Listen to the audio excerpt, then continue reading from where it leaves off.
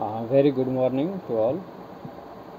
तो हमारा next topic होगा ड्रेनेज सिस्टम, ठीक है।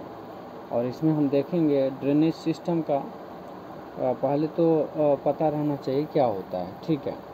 तो ड्रेनेज सिस्टम का मतलब होता है एक ऐसा नेटवर्क या सिस्टम जिसमें रिवर यानी कि नदियाँ, ट्रिब्यूटरी, ठीक है, और स्ट्रीम छोटी जो नदियाँ होती है, ठीक है, एक ऑर्गेनाइज तरीके से फ्लो करती है, उसी को हम ड्रेनेज कहते हैं। क्या कहते हैं? ड्रेनेज कहते हैं, ठीक है। अब एक स्पेसिफिक ड्रेनेज बेसिन में सब पानी कलेक्ट होता है और एक मेजर रिवर के थ्रू क्या होता है? डिस्चार्ज होता है, राइट। तो ड्रेनेज सिस्टम का ये एग्जैक्ट मीनिंग होता है, राइट। अब देखिए कुछ जो है जो इम्पोर्टेंट चीज़ है वो आपको ध्यान में रखना है। जैसे ड्रेनेज बेसिन क्या है? Drainage basin, right. So drainage basin जो है वो एरिया, ठीक है, जहाँ सारा पानी एक क्या रिवर में सारा पानी एक रिवर में क्या हो जाता है? जाकर मिलता है, उसको ड्रेनेज बेसिन कहते हैं। क्या कहते हैं? ड्रेनेज बेसिन कहते हैं। अब वाटर डिवाइड देखते हैं, जो ऊंचा रीजन यानी हिली रीजन या फिर रिज वाला जो होता है, जो ड्रेनेज बेसिन को अलग करता है, उसको वाटर डिवाइड कहते हैं। क्या कहते हैं? Water divide. फिर कैचमेंट एरिया होता है, एक होता है कैचमेंट एरिया। क्या होता है? Catchment area. अब देखिए कैचमेंट एरिया जो है, ठीक है, फिर वो एरिया जहाँ से एक रिवर अपना पानी क्या करता है? वाटर जो है कलेक्ट करती है, ये है आपका कैचमेंट एरिया। समझे कि नहीं समझे? ठीक है। अब बात करेंगे रिवर सिस्टम की।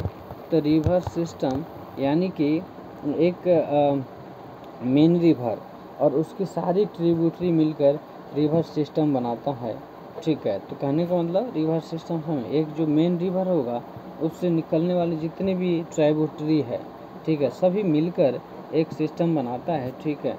फिर उसके बाद जो है हम बात करेंगे इंडिया का ड्रेनेज सिस्टम कैसा है। फिर इंडिया के ड्रेनेज सिस्टम को हम दो मेजर पार्ट्स में डिवाइड कर सकते हैं, ठीक है। जैसे एक हो गया द हिमालय रीजन, ठीक है। इंडिया का ड्रेनेज सिस्टम, एक मिनट, इंडिया का ड्रेनेज सिस्टम इसको दो पार्ट में डिवाइड कर दो, ठीक है। एक तो है हिमालय ड्रेनेज सिस्टम, HDS लिख दे रहा हूँ, हिमालय ड्रेनेज सिस्टम। और दूसरा लिखता हूँ the peninsular drainage system, PDS, ठीक है। क्या है? पेनिनसुलर ड्रेनेज सिस्टम, PDS, ध्यान रखना है। यहाँ जो है जो हमारा हिमालय ड्रेनेज सिस्टम है वह यंग और क्या होता है? एक्टिव रिवर होता है, ठीक है। और ओरिजिन की बात करें तो जितने ग्लेशियर्स होता है, मतलब बर्फ़ के ग्लेशियर से निकलती है ये चीज़, ठीक है। मतलब हिमालय ड्रेनेज सिस्टम, समझे? ग्लेशियर यानी बर्फ़ के ग्लेशियर से निकलती है। और जो पेरेनियल रिवर होती है, ठीक है, साल भर पानी यहाँ रहता है, तो ये है पेरेनियल रिवर, समझे?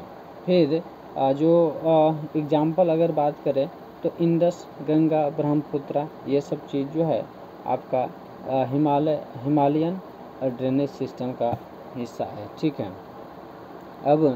अब हम बात करेंगे पेनिनसुलर ड्रेनेज सिस्टम की। यहाँ जो है आपको देखने को मिलेगा बहुत पुराना यानी कि एंशियंट और स्टेबल सिस्टम है। और क्या क्या कहते हैं? ओरिजिन इसकी अगर बात करेंगे तो वेस्टर्न घाट्स या प्लेट्यू रीजन से जो है यहाँ ये निकलता है, समझे? फिर रिवर ज़्यादातर क्या होता है? रेन फेड होते हैं और ख़ास करके ये मानसून पे डिपेंड होता है, समझे? तो ये चीज़ है। और इसकी एग्जांपल अगर बात करें पेनिनसुलर ड्रेनेज सिस्टम की तो गोदावरी, कृष्णा, कावेरी, नर्मदा, तापी, ये सब जो है आपका पेनिनसुलर ड्रेनेज सिस्टम का पार्ट है। क्लियर है? अब ड्रेनेज पैटर्न्स देखेंगे। क्या है ड्रेनेज पैटर्न? जो है ड्रेनेज पैटर्न, ठीक है, DP ड्रेनेज पैटर्न मतलब है रिवर किस पैटर्न में फॉलो करती है। इस ड्रेनेज पैटर्न, इसे हम क्या कहते हैं? ड्रेनेज पैटर्न कहते हैं, समझें? अब देखिए यहाँ कुछ ड्रेनेज पैटर्न है जो कि इम्पोर्टेंट है कहीं ना कहीं, है ना। तो जैसे डेंड्रिटिक पैटर्न। क्या है dendritic pattern? Dendritic pattern DP यहाँ लिख देता हूँ, ठीक है। डेंड्रिटिक पैटर्न यानी कि ट्री जो है, ट्री जैसे स्ट्रक्चर जो बनता है उसको कहेंगे डेंड्रिटिक पैटर्न, ठीक है। जैसे गंगा बेसिन देख लीजिए, ठीक है। और उसके बाद ट्रेलिस पैटर्न। ट्रेलिस पैटर्न का मतलब हो गया पैरेलल स्ट्रीम्स। क्या है? पैरेलल स्ट्रीम्स यानी फॉल्टेड लैंड में, ठीक है, समझे। तो ये फॉल्टेड लैंड में जो होता है तो उसी को कहेंगे ट्रेलिस पैटर्न्स। और जैसे एग्जांपल देखेंगे तो यहाँ पर आपको मिल जाएगा नर्मदा वाला जो रीजन है वो आपका ट्रेलिस पैटर्न्स में पैरेलल स्ट्रीम्स बनाता हुआ दिखेगा, समझे। यह है। फिर पेडियल patterns, radial patterns. Radial patterns क्या है? Radial patterns. तो यहाँ जो है रेडियल पैटर्न्स को आप ऐसे समझ सकते हैं, जो हिली या माउंटेन का क्या कहते हैं, चारों तरफ वाला जो रिवर निकलती है, मतलब चारों तरफ जो रिवर निकलती है, ठीक है, वो सारे के सारे रेडियल पैटर्न्स होते हैं, ठीक है। जैसे अमरकंटक हिल्स, ठीक है, मतलब हिल या माउंटेन के चारों तरफ रिवर जो निकलती है उसी को रेडियल पैटर्न्स कहेंगे। और एग्जांपल हमने डिस्कस करे हैं अमरकंटक हिल्स, ठीक है। अब सेंट्रीपिटल पैटर्न्स देखते हैं। सेंट्रीपिटल पैटर्न्स जो है सेंट्रीपिटल पैटर्न्स, यहाँ जो है सेंट्रीपिटल पैटर्न्स की अगर बात करें, ठीक है, तो यहाँ रिवर एक सेंट्रल डिप्रेशन में फॉलो करती है। किसमें? सेंट्रल डिप्रेशन में फॉलो करती है, तो उसको हम कहेंगे सेंट्रीपिटल पैटर्न्स, ठीक है। अब यहाँ एग्जांपल देख सकते हैं, राजस्थान के कुछ पार्ट्स जो है आपको सेंट्रीपिटल पैटर्न्स बनाते हुए नज़र आएगा, मतलब समझे, ठीक है। उसके बाद हिमालय रिवर सिस्टम, यानी कि इसका जो है, जैसे हम बात करें इंडस रिवर सिस्टम, ठीक है। इंडस रिवर सिस्टम अगर इसकी ओरिजिन की बात करें, ये तिब्बत में लैक मानसरोवर से निकलती है और लद्दाख और जम्मू एंड कश्मीर से होते हुए, ठीक है, पाकिस्तान है ना जाती है, समझे।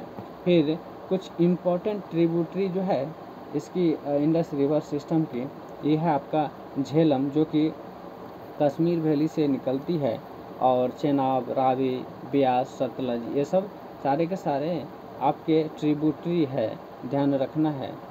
झेलम, चेनाब रिवर, रवि, ब्यास, सतलज, ये, ठीक है। फिर इंडस वाटर ट्रीटी 1960 के अंदर हुआ था। 1960 के तहत जो है इंडिया को सिर्फ रवि, ब्यास, सतलज का यूज करने का अधिकार मिला, समझें।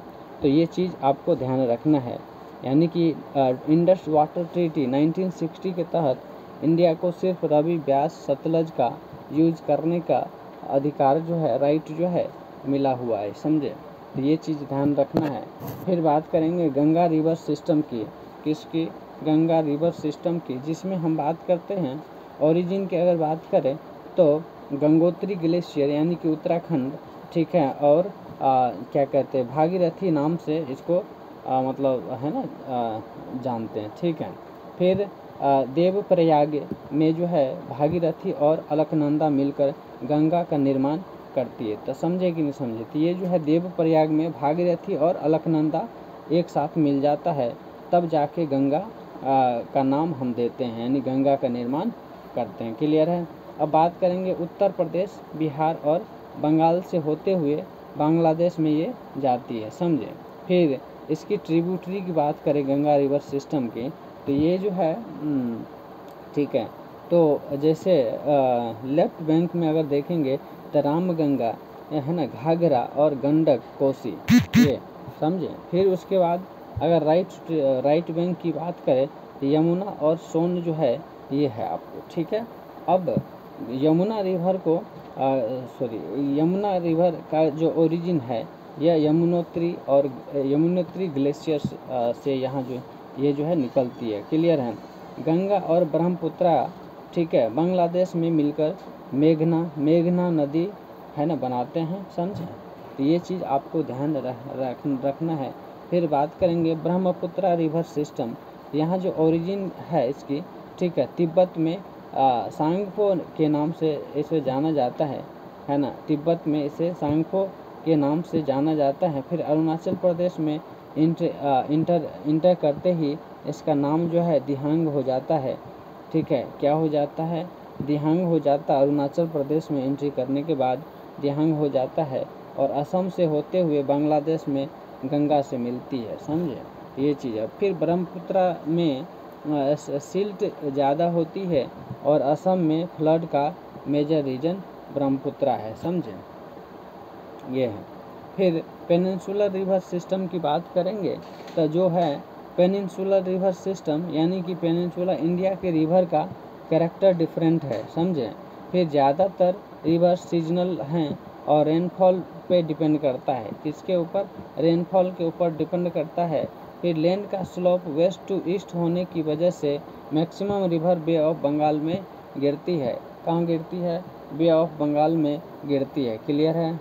ठीक है। उसके बाद हम बात करेंगे मेजर जो ईस्ट फॉलोइंग रिवर है बे ऑफ बंगाल में गिरने वाली होती है। ठीक है, जैसे बे ऑफ बंगाल में गिरने वाली ईस्ट फॉलोइंग रिवर जो है गोदावरी है। गोदावरी रिवर है जो सबसे बड़ी पेनिनसुलर रिवर यानी दक्षिण गंगा, और ओरिजिन इसकी बात करें तो नासिक यानी महाराष्ट्र में है। ठीक है। फिर कृष्णा रिवर ओरिजिन जो है इसका महाबलेश्वर यानी कि महाराष्ट्र में है, और महानदी रिवर यानी कि ओरिजिन इसकी छत्तीसगढ़ में है। क्लियर है? महानदी जो है छत्तीसगढ़ में इसकी ओरिजिन है।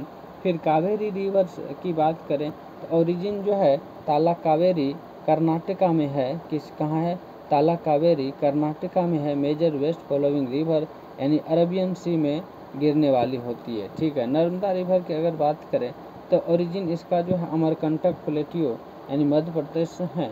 Famous for marble rocks at भेदा घाट। ठीक है, क्या है? भेदा घाट। समझे। फिर तापी रिवर की अगर बात करें, तापी रिवर तो यहाँ जो है ओरिजिन सतपुरा रेंज यानी मध्य प्रदेश। ठीक है, ये चीज़ आपको देखने को मिलेगा। समझे, तापी रिवर। फिर इसकी ओरिजिन सतपुरा रेंज में देखने को मिलेगा यानी कि सतपुरा मतलब मध्य प्रदेश। कहाँ? मध्य प्रदेश। क्लियर है? फिर साबरमती रिवर की अगर बात करें इसकी ओरिजिन जो है राजस्थान और गुजरात बॉर्डर से ये निकलती है। समझे ये। फिर लेक्स इन इंडिया की हम बात करेंगे कि इसकी लेक्स इन इंडिया की। ठीक है, तो समझिएगा यहाँ जो है लेक्स इन इंडिया के ड्रेनेज सिस्टम का इम्पोर्टेंट पार्ट हैं।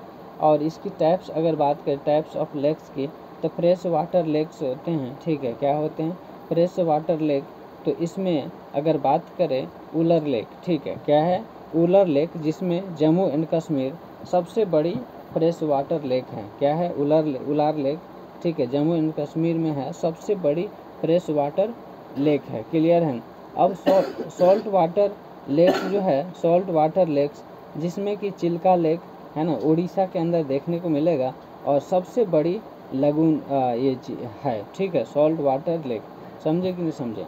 फिर आर्टिफिशियल लेक्स की अगर बात करें तो आर्टिफिशियल लेक्स में है डैम्स बनाकर क्रिएट की जाती है। ठीक है, जैसे आप देख सकते हैं गोविंद सागर यानी भाखड़ा डैम जो है ये है आर्टिफिशियल लेक्स की तरह काम करती है। समझे। फिर हम बात करेंगे इम्पोर्टेंस ऑफ रिवर्स की, तो क्या इसकी इम्पोर्टेंस है वो चीज़ हम देख लेंगे। जैसे रिवर का भारत में बहुत बड़ा रोल है, आपको पता है। ठीक है, जैसे इरिगेशन के लिए, हाइड्रो इलेक्ट्रिक पावर जनरेशन के लिए, ट्रांसपोर्टेशन के लिए, एग्रीकल्चर यानी फर्टाइल एल्यूवियल प्लेन्स के लिए। समझे। फिर कल्चरल और रिलीजियस सिग्निफिकेंस के लिए एग्जांपल गंगा देख सकते हैं। ठीक है, तो इतने सारे इम्पोर्टेंस है रिवर के। समझे कि नहीं समझे? Irrigation, hydro electric power, transportation, agriculture, cultural और रिलीजियस सिग्निफिकेंस, ये सारे सिग्निफिकेंस है। ठीक है। फिर हम बात करें ड्रेनेज सिस्टम की प्रॉब्लम्स क्या क्या है, तो यहाँ हम देखते हैं ड्रेनेज सिस्टम की प्रॉब्लम। ठीक है, प्रॉब्लम्स ऑफ ड्रेनेज सिस्टम। ठीक है, प्रॉब्लम्स ऑफ ड्रेनेज सिस्टम। तो देखिए सबसे पहली बात तो ये है कि फ्लड यानी कि स्पेशली अगर ब्रह्मपुत्र और गंगा बेसिन में अगर इसकी देखा जाए तो। ठीक है, तो है ना, ये एक प्रॉब्लम तो ये है। दूसरी है सिल्ट डिपोजिशन होता है, तो सिल्ट डिपोजिशन भी एक तरह का प्रॉब्लम है। फिर पोल्यूशन, इंडस्ट्रियल और डोमेस्टिक वेस्ट से रिवर का क्या होता है, गंदा हो जाता है या फिर डर्टी हो जाता है रिवर, ठीक है। तो ये पोल्यूशन का भी एक कारण है ड्रेनेज सिस्टम, ठीक है। फिर रिवर इंटरलिंकिंग प्रोजेक्ट का इकोलॉजिकल इम्पैक्ट पड़ जाता है, समझे। तो ये चीज़ आपको ध्यान रखना है, ठीक है। चलिए अब बात करेंगे जो क्या कहते हैं, अब हमने पढ़ा है हिमालय रिवर और पेनिनसुलर रिवर, ठीक है। तो जो है हिमालय रिवर जो है ओरिजिन जो है ग्लेशियर, और पेनिनसुलर का ओरिजिन जो है प्लेट्यू वेस्टर्न घाट्स यानी। और इसकी फ्लो की बात करें हिमालय रिवर की, तो फ्लो नेचर जो है पेरेनियल है, यानी कि स्नो प्लस रेन के साथ, रेन फेड, ठीक है, ये चीज़ है। फिर इसके बाद अगर पेनिनसुलर रिवर की बात करें तो सीजनल होता है, मोस्टली रेन फेड होता है। क्या होता है, मोस्टली रेन फेड होता है, रेन के ऊपर डिपेंडेंट होता है पेनिनसुलर, ठीक है, रेन फेड, ठीक है। तो उसके बाद टोपोग्राफी की अगर बात करें तो हिमालय जो है यंग और एक्टिव होता है, और पेनिनसुलर जो है ओल्ड मैच्योर, ये सब चीज़ें। फिर एग्जांपल आप देख सकते हैं हिमालयन रिवर की, तो गंगा, इंडस, ब्रह्मपुत्र, ये सब जो है हिमालयन रिवर की एग्जांपल है। फिर अगर पेनिनसुलर की बात करें यहाँ पर गोदावरी, कृष्णा और नर्मदा, ये चीज़ है, ठीक है। तो भारत का ड्रेनेज सिस्टम जो है इंडिया का, ठीक है, क्लाइमेट, टोपोग्राफी और जियोलॉजिकल स्ट्रक्चर के हिसाब से डेवलप हुआ है, समझे। आज भी हमारे क्या कहते हैं डेवलपमेंट में, यानी कि agriculture, power, drinking water, culture का फाउंडेशन रिवर ही होता है, समझे। है होता क्या है, ठीक है, ये चीज़ है। इसीलिए ड्रेनेज पैटर्न्स और मेजर रिवर सिस्टम को समझना काफ़ी इम्पोर्टेंट है, खास करके ज्योग्राफिकल स्टडी के लिए, है ना, ये बहुत ज़्यादा ज़रूरी है, क्लियर है। तो ये चीज़ जो है आपको ध्यान रखना है, समझे। तो रिवर के ओरिजिन, ट्रिब्यूटरी और फ्लोइंग डायरेक्शन को मैप से ज़रूर मार्क करना है, ठीक है ना। क्योंकि देखिए ये जो है ना आपको कहीं ना कहीं इस चीज़ को मैप के थ्रू अगर पढ़ेंगे तो आपके यूपीएससी के पॉइंट से काफ़ी इम्पोर्टेंट हो जाता है, ठीक है। तो आपको उस एंगल से देखना है, समझे।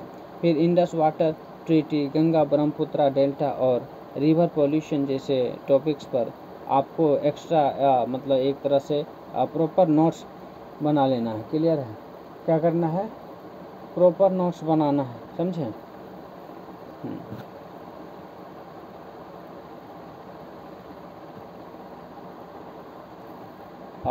नेक्स्ट टॉपिक है आपका क्लाइमेट, ठीक है। तो हम बात करेंगे यहाँ पर, तो दो वर्ड है आपको ध्यान रखना है, क्लाइमेट और वेदर, इसका डिफरेंस पता रहना चाहिए। तो देखिए मैंने पहले भी बताया हुआ है, ठीक है। वेदर जो है शॉर्ट टर्म एटमॉस्फेरिक कंडीशन को बताता है, ठीक है, यानी कि एक दिन की, हफ्ते भर की, ये सब चीज़, मतलब शॉर्ट टर्म जो है, ठीक है, जो एटमॉस्फेरिक कंडीशन है, ठीक है, उस चीज़ को इंडिकेट करता है, ठीक है। तो ये चीज़ है। फिर एग्जांपल देख सकते हैं आप कि जैसे मान के चलिए आज का टेम्परेचर कितना है, रेनफॉल, ह्यूमिडिटी, इन सब चीज़ों की जब डाटा हम डे बाय डे देते हैं, ठीक है, तो उसी को हम वेदर कहेंगे, ठीक है। फिर क्लाइमेट की अगर बात करें तो ये जो है long term average of weather होता है, ठीक है, मतलब जैसे 30 ईयर्स का ले लिया, 25 ईयर्स का ले लिया, ठीक है, ये सब मतलब लॉन्ग टर्म के लिए जब हम एक वेदर कंडीशन को एवरेज निकालते हैं, ठीक है, तो वो क्लाइमेट को इंडिकेट करता है, समझे।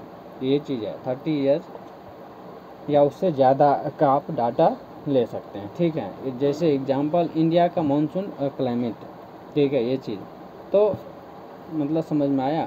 तो कहने का मतलब यही है, जो इंडिया का क्लाइमेट वर्ल्ड में यूनिक भी है, और आपको पता है इस पर मानसून का बहुत बड़ा इन्फ्लुएंस रहता है, समझे। तो ये चीज़ ध्यान रखना है। फिर आप फैक्टर देखेंगे जो इन्फ्लुएंस करता है इंडिया के क्लाइमेट को, ठीक है। तो देखिए बहुत सारे फैक्टर हैं, ठीक हैं, जो कि क्लाइमेट को इन्फ्लुएंस करता है। जैसे लेटीट्यूड है, क्या है, लेटीट्यूड, समझे कि नहीं। लेटीट्यूड इंडिया के ट्रॉपिक ऑफ कैंसर के दोनों साइड में ये दिखेगा। फिर अगर नॉर्थ में देखेंगे तो टेम्परेट क्लाइमेट का इफेक्ट जो है, और साउथ में क्या कहते हैं ट्रॉपिकल क्लाइमेट का इफेक्ट आपको देखने को मिल जाएगा, समझे। तो नॉर्थ में टेम्परेट क्लाइमेट और साउथ में जो है ट्रॉपिकल क्लाइमेट का इफेक्ट आपको देखने को मिलेगा।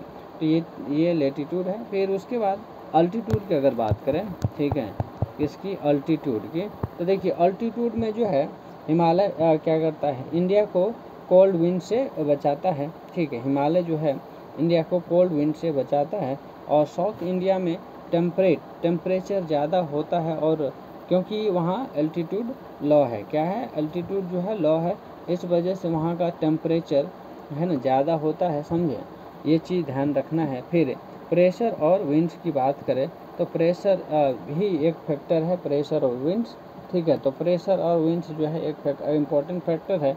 प्रेशर बेल्ट और wind system, trade winds, western disturbance climate को क्या करता है, अफेक्ट करता है, तो ये चीज़ ध्यान रखना है। फिर समर में जो है आपका लो प्रेशर डेवलप होता है ना, नॉर्थ इंडिया में जो मानसून अट्रैक्ट करता है ये सब, ठीक है। फिर डिस्टेंस भी एक फैक्टर है। तो देखिए डिस्टेंस फ्रॉम द सी, कॉन्टिनेंटलिटी, ठीक है, मतलब कोस्टल एरिया में अगर बात करें जैसे मुंबई चेन्नई में जो है मॉडरेट क्लाइमेट होता है, क्या होता है, मॉडरेट क्लाइमेट होता है। अब यहाँ पर हम बात करें इंटीरियर एरिया जैसे दिल्ली नागपुर में एक्सट्रीम टेम्परेचर होते हैं, क्या है, इंटीरियर एरिया जैसे दिल्ली नागपुर में जो है आपको एक्सट्रीम टेम्परेचर देखने को मिलता है, समझे। अब एक फीचर, एक फैक्टर्स ये भी है, रिलीफ फीचर, क्या है, रिलीफ फीचर्स, ठीक है। तो रिलीफ फीचर्स की अगर बात करें, समझे, तो रिलीफ जो mountain rain shadow effect create करता है, क्या करता है, mountain rain shadow effect create करता है। एग्जांपल देख सकते हैं वेस्टर्न घाट्स के ईस्टर्न साइड में जो कर्नाटका प्लेट्यू है, ठीक है, तो कर्नाटका प्लेट्यू में कम रेनफॉल होता है, समझे। तो ये सब चीज़ आपको देखने को मिल जाएगा, समझे। फिर अगर बात करें इंडियन मानसून यानी लाइफ लाइन ऑफ इंडिया है, ये क्या है, इंडियन मानसून जो है life line of India, Indian monsoon है, समझे, India life line of India, समझे। फिर यहाँ जो है इंडियन मानसून के अगर कुछ फीचर्स की बात करें तो देखिए ये सीजनल और रिवर्सल ऑफ विंड्स है, ठीक है, सडन अराइवल है ना, बर्स्ट ऑफ मानसून है ना, अनइवन डिस्ट्रीब्यूशन ऑफ रेनफॉल, ठीक है। तो ये सब जो है इंडियन मानसून के फीचर हैं, और इंडिया के एग्रीकल्चर और इकोनॉमी का एक तरह से मान सकते हैं इसको बैकबोन है, ठीक है, यानी कि इसके ऊपर डिपेंडेंट है, समझे। तो ये चीज़ आपको समझना है। फिर मैकेनिज्म्स ऑफ इंडियन मानसून की अगर बात करें तो देखिए इंडियन मानसून समझने के लिए कुछ इम्पोर्टेंट पॉइंट्स आपको ध्यान में रखने हैं, जैसे डिफरेंशियल हीटिंग एंड कूलिंग, है ना, तो ये जो लैंड और वाटर का अलग अलग हीटिंग रेट प्रेशर सिस्टम बनाता है, समझे, तो ये चीज़ ध्यान रखना है।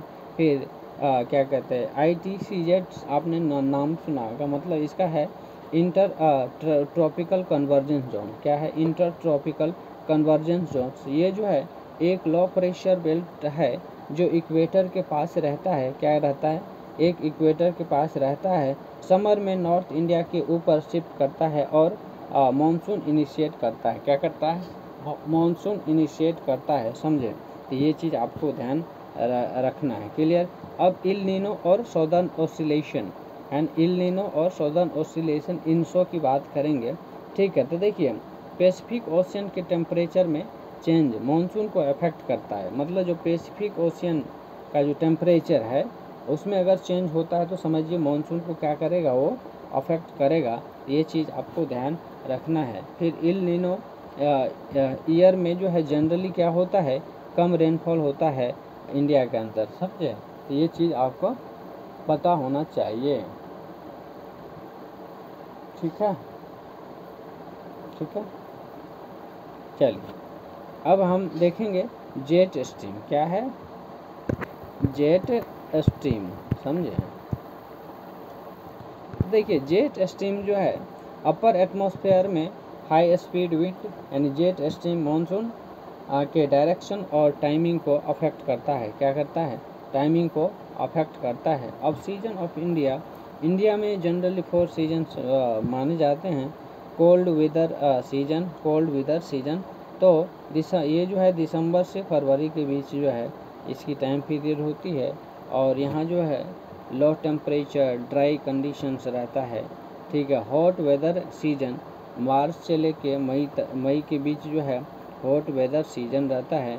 और यहाँ पर जो है आप हाई टेम्परेचर, हीट, ठीक है, हीट वेव्स जनरेट होता है, समझे।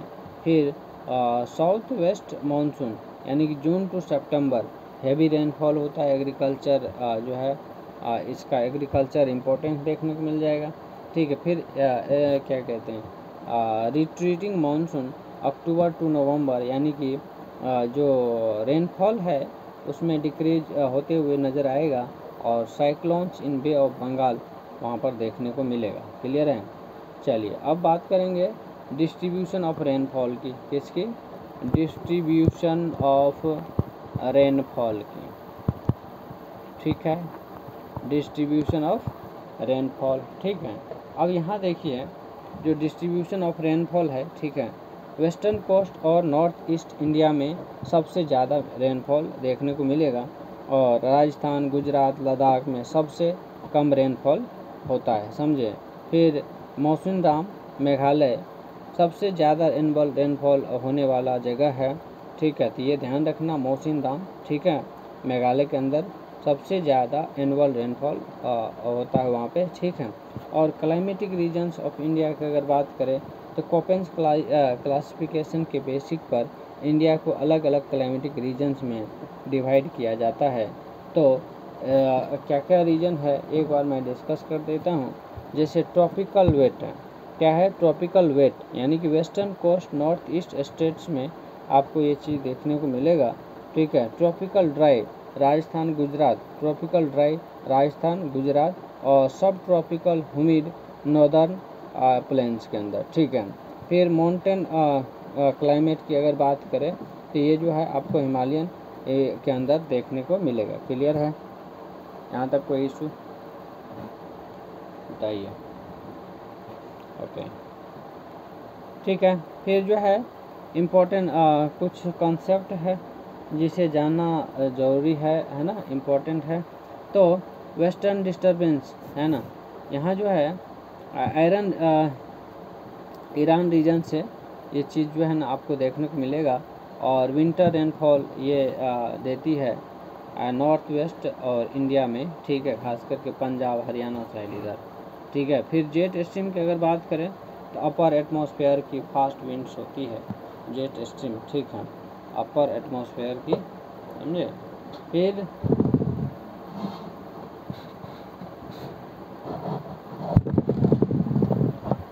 हाँ, फिर वेस्टर्ली जेट स्ट्रीम्स और ईस्टर्ली जेट स्ट्रीम्स का मानसून पे असर पड़ता है, तो ये चीज़ आपको पता रहना चाहिए। ब्रेक इन मानसून, अब देखिए जब मानसून कुछ समय के लिए क्या हो जाता है, रुक जाता है, ठीक है, तो इसे हम ब्रेक कहते हैं, ठीक है।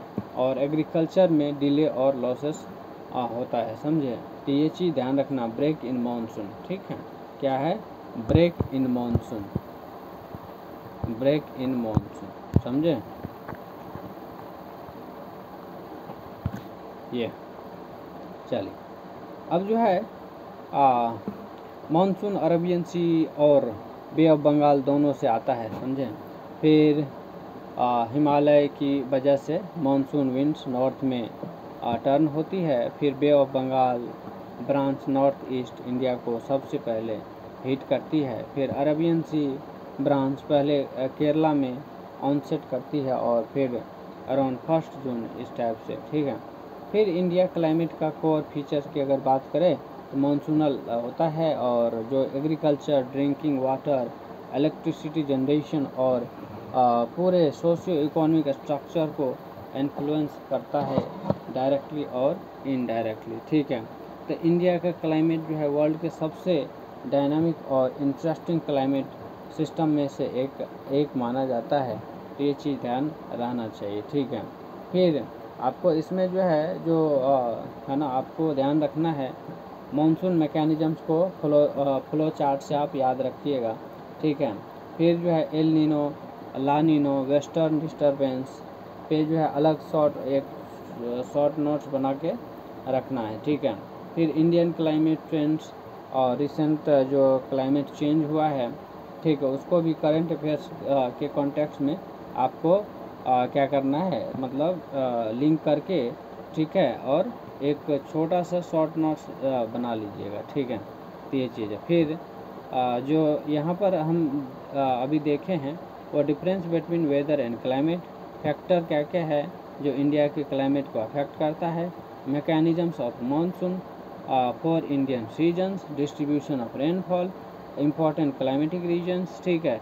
और फिर कुछ कंसेप्ट जैसे इल नीनो के, जेट स्ट्रीम्स के, वेस्टर्न डिस्टर्बेंस के हमने कवर करें, ठीक है।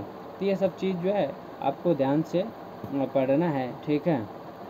उसके बाद हमारा नेक्स्ट टॉपिक होगा, एक मिनट, ठीक है, नेक्स्ट टॉपिक होगा नेचुरल वेजिटेशन, ठीक है। नेचुरल वेजिटेशन क्या है, नेचुरल वेजिटेशन, ठीक है।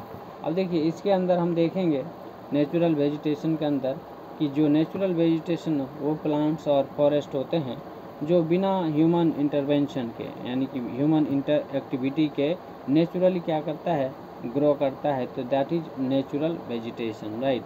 अब ये जो है एक पर्टिकुलर रीजन के क्लाइमेट, सॉइल, टोपोग्राफी के हिसाब से डेवलप होता है, समझे कि नहीं समझे। फिर ये चीज़ें, अब देखिए कुछ फैक्टर्स है जो कि नेचुरल वेजिटेशन को क्या करता है, अफेक्ट करता है, तो ये चीज़ ध्यान रखना होगा आपको, ठीक है। जैसे क्लाइमेट है, तो क्लाइमेट जो है टेम्परेचर और रेनफॉल के डायरेक्ट असर वेजिटेशन पर पड़ता है, ये आपको भी पता है, ठीक है। फिर सॉइल जो है, सॉइल टाइप भी इसको नेचुरल वेजिटेशन को क्या करता है, अफेक्ट करता है। जैसे एलुवियल सॉइल है, ब्लैक सॉइल है, लेटेराइट सॉइल है, ठीक है। तो ये सब जो है डिसाइड करता है कि किस तरह के प्लांट्स ग्रो करेंगे, समझे।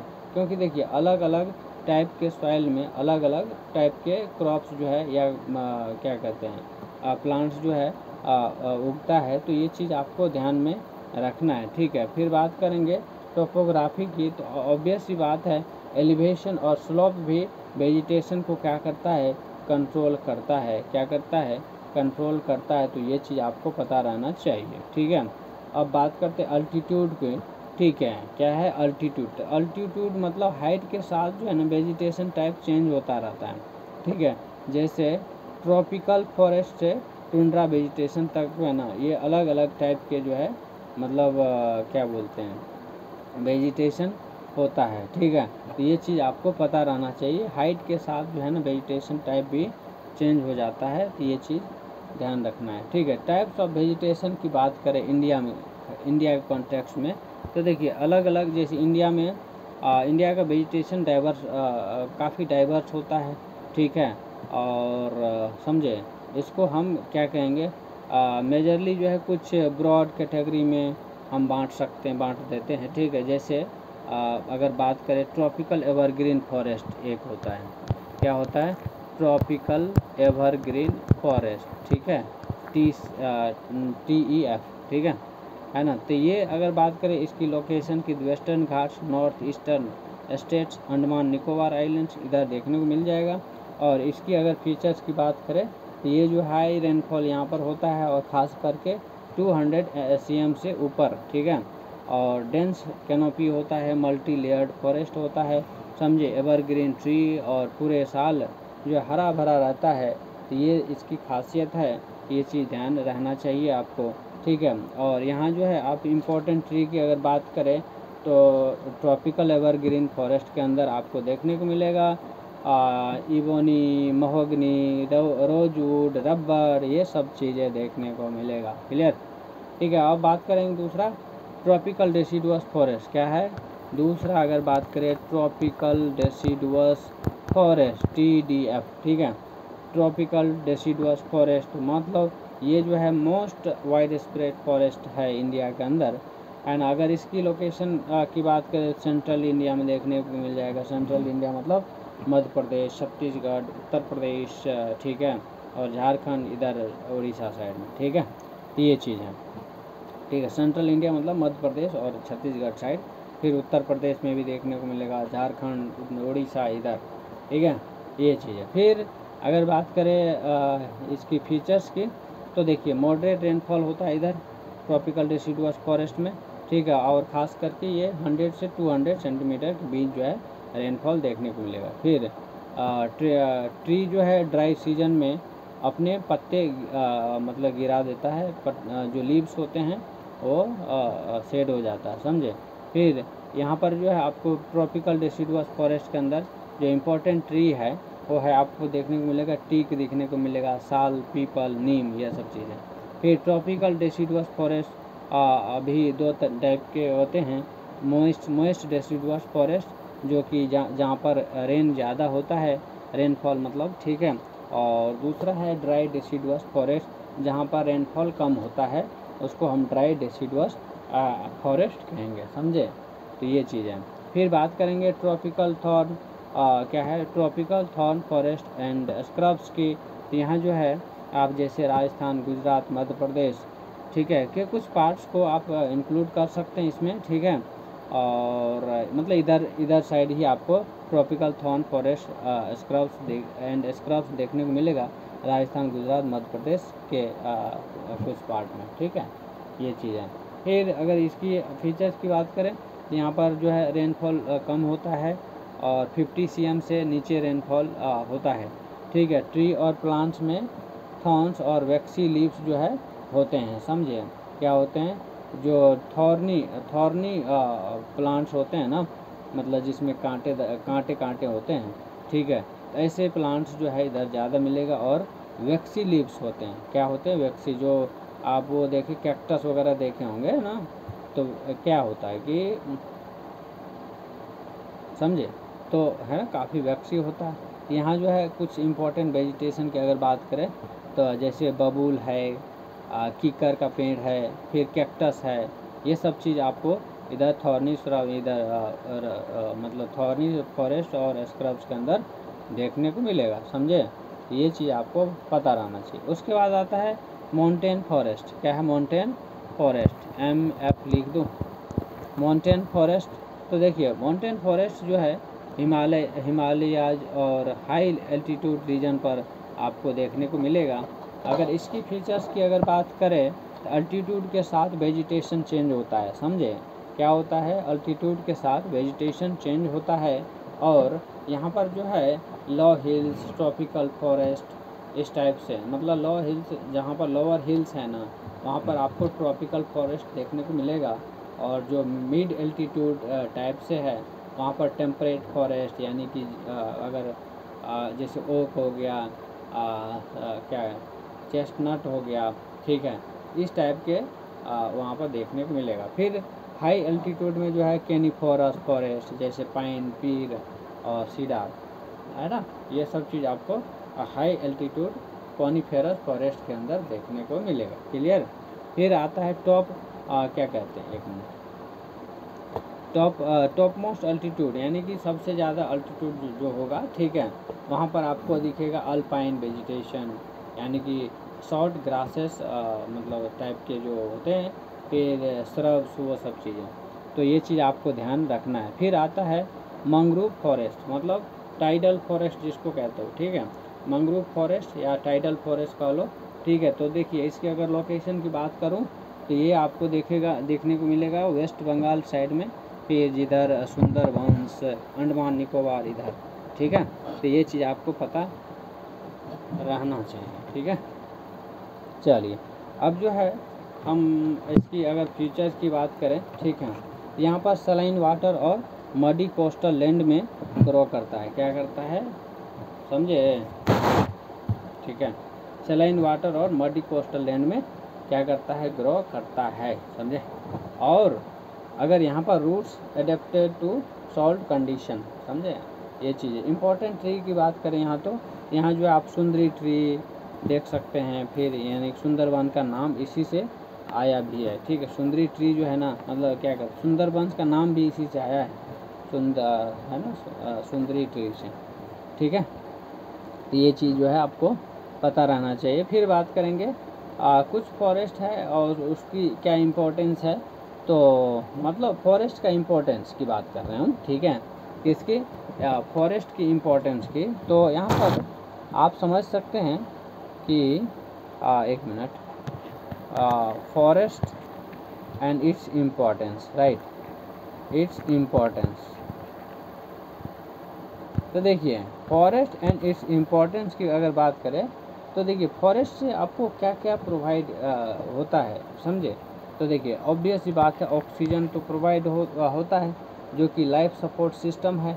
Control soil erosion, soil erosion होता है, क्या होता है, सॉइल इरोजन कंट्रोल होता है।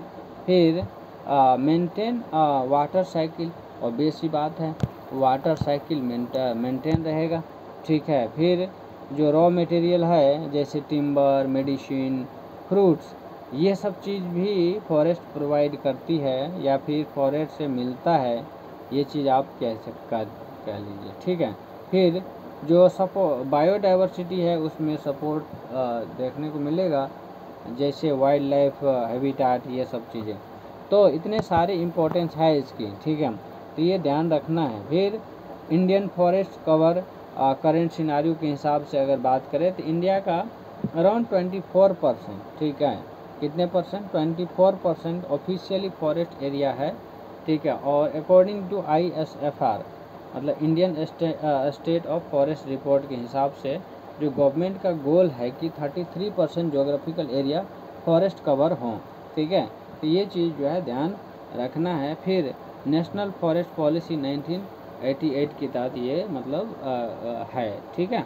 फिर conservation of forest and wild life की अगर बात करें तो ये ज़रूरी होना चाहिए, हो ऐसा है, क्यों है, मतलब ज़रूरी क्यों है, ठीक है। तो देखिए डिफॉरेस्टेशन से आपको पता है क्लाइमेट चेंज, बायोडाइवर्सिटी लॉस और क्या कहते हैं डेजर्टिफिकेशन का खतरा रहता है, डेंजर क्या बोलते हैं उसको, डेंजर रहता है, ठीक है।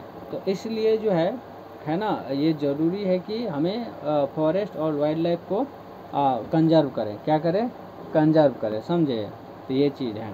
फिर बात करेंगे तो ये करेंगे कैसे, मतलब इस चीज़ को अगर कंजर्व करना है तो कैसे किया जा सकता है, ठीक है। तो जैसे हम बात करेंगे बायोस्फीयर रिजर्व है, जैसे आप क्या बोलते हैं, है ना, नीलगिरी, नंदा देवी, ये सब चीज़ हैं, है ना। तो उसको सेव करके या कंजर्व करके कर सकते हैं। फिर वाइल्ड लाइफ सेंचुरी है बना के, ठीक है, मतलब बायोस्फीयर रिजर्व ये सब का यूज करके, ठीक है, या फिर वाइल्ड लाइफ सेंचुरी है, इन सब को बना के, ठीक है, जैसे भरतपुर क्या है सरिस्का, इसका, ठीक है। फिर नेशनल पार्क्स करके, ठीक है, नेशनल पार्क है ना, जैसे जिम कॉर्बेट, काजीरंगा है, ठीक है। फिर project tiger, special initiative for tiger conservation के लिए, ये सब जो है ना बना के हम जो है चीज़ों को कर सकते हैं, ठीक है। तो ये ध्यान रखना है। फिर अगर वाइल्ड लाइफ की टाइप की बात करें इंडिया के अंदर तो इसमें भी बहुत सारे डाइवर्स हैं, ठीक है, क्या है, बहुत सारे डाइवर्स है। और यहाँ पर अगर बात करें एनिमल टाइप और उसके एग्जाम्पल की, तो जैसे मेमल्स है, क्या है, मेमल्स। तो देखिए जो मेमल्स हैं, तो मेमल्स में जो है ना एलिफेंट, टाइगर, लायन, डियर, ये सब आ जाता है, समझे। फिर बर्ड्स है, तो बर्ड्स में जो है आपका आ जाता है पीकॉक, नेशनल बर्ड भी है ये, ठीक है, पैराकीट, ये सब। रेप्टाइल्स के अंदर क्रोकोडाइल, टर्टल, ये सब। फिर marine life, fish, coral, dolphin, ये सब, तो ये सब मेराइन लाइफ के अंदर आता है, समझे। फिर इंडेंजर्ड स्पेसिस जैसे कि बंगाल टाइगर और एशियाटिक लायन को कंजर्व करने के लिए स्पेशल एफर्ट्स मतलब लगाया जा रहा है, ठीक है। तो ये चीज़ आपको पता रहना चाहिए। फिर क्या कहते हैं इम्पोर्टेंट प्रोटेक्टेड एरिया की अगर बात करें तो national park Jim Corbett Uttarakhand, ठीक है, ये आपको स्पेशल प्रोटेक्टेड एरिया के एग्जाम्पल में रख सकते हैं इसको। फिर अगर बात करें wild life sanctuary Bharatpur Rajasthan के अंदर, और biosphere reserve national Nilgiri Tamil Nadu, Kerala और कर्नाटका, ठीक है, ये सब, समझे। तो यहाँ देखिए कुछ पॉइंट्स आप ध्यान रखिएगा, जैसे सुंदरबंस है, ठीक है, तो बंगाल में मैंग्रोव फॉरेस्ट के अंदर ये चीज़ आपको है ना मिलेगा, मतलब इधर जो मैंग्रोव फॉरेस्ट है ये क्या कहते हैं सुंदरबंस को, ठीक है। वेस्टर्न घाट्स, फिर ट्रॉपिकल एवरग्रीन फॉरेस्ट टाइप का, फिर राजस्थान और गुजरात, थॉर्न फॉरेस्ट और डेजर्ट स्क्रब्स, ये सब टाइप के मिलेगा, समझे। तो जो नेचुरल वेजिटेशन और वाइल्ड लाइफ हमारे इन्वायरमेंट का इंटीग्रल पार्ट है, क्या है, नेचुरल वेजिटेशन और वाइल्ड लाइफ जो है इन्वायरमेंट का एक इंटीग्रल पार्ट है, और ये इकोसिस्टम बैलेंस को मेंटेन करता है और ह्यूमन लाइफ के लिए क्या करता है, क्रिटिकल रिसोर्स प्रोवाइड करता है। तो ये चीज़ आपको पता होना चाहिए, इसीलिए इनका प्रोजेक्शन और सस्टेनेबल यूज जो है बहुत ज़्यादा ज़रूरी है, और ये इम्पोर्टेंट भी रखता है, समझे, क्योंकि पता ही ये चीज़ जो है ना इन्वायरमेंट को बैलेंस रखने में काफ़ी ज़्यादा हेल्प करता है, समझे, ये चीज़ है। फिर अगर बात करें नेचुरल वेजिटेशन और वाइल्ड लाइफ का, तो ये चीज़ आपको पता रहना चाहिए क्या होता है, कैसे इस टाइप से उसके अंदर क्या क्या चीज़ें हमें पढ़ने को मिलता है, वो सारा चीज़ आपको डिटेल में पता रहना चाहिए।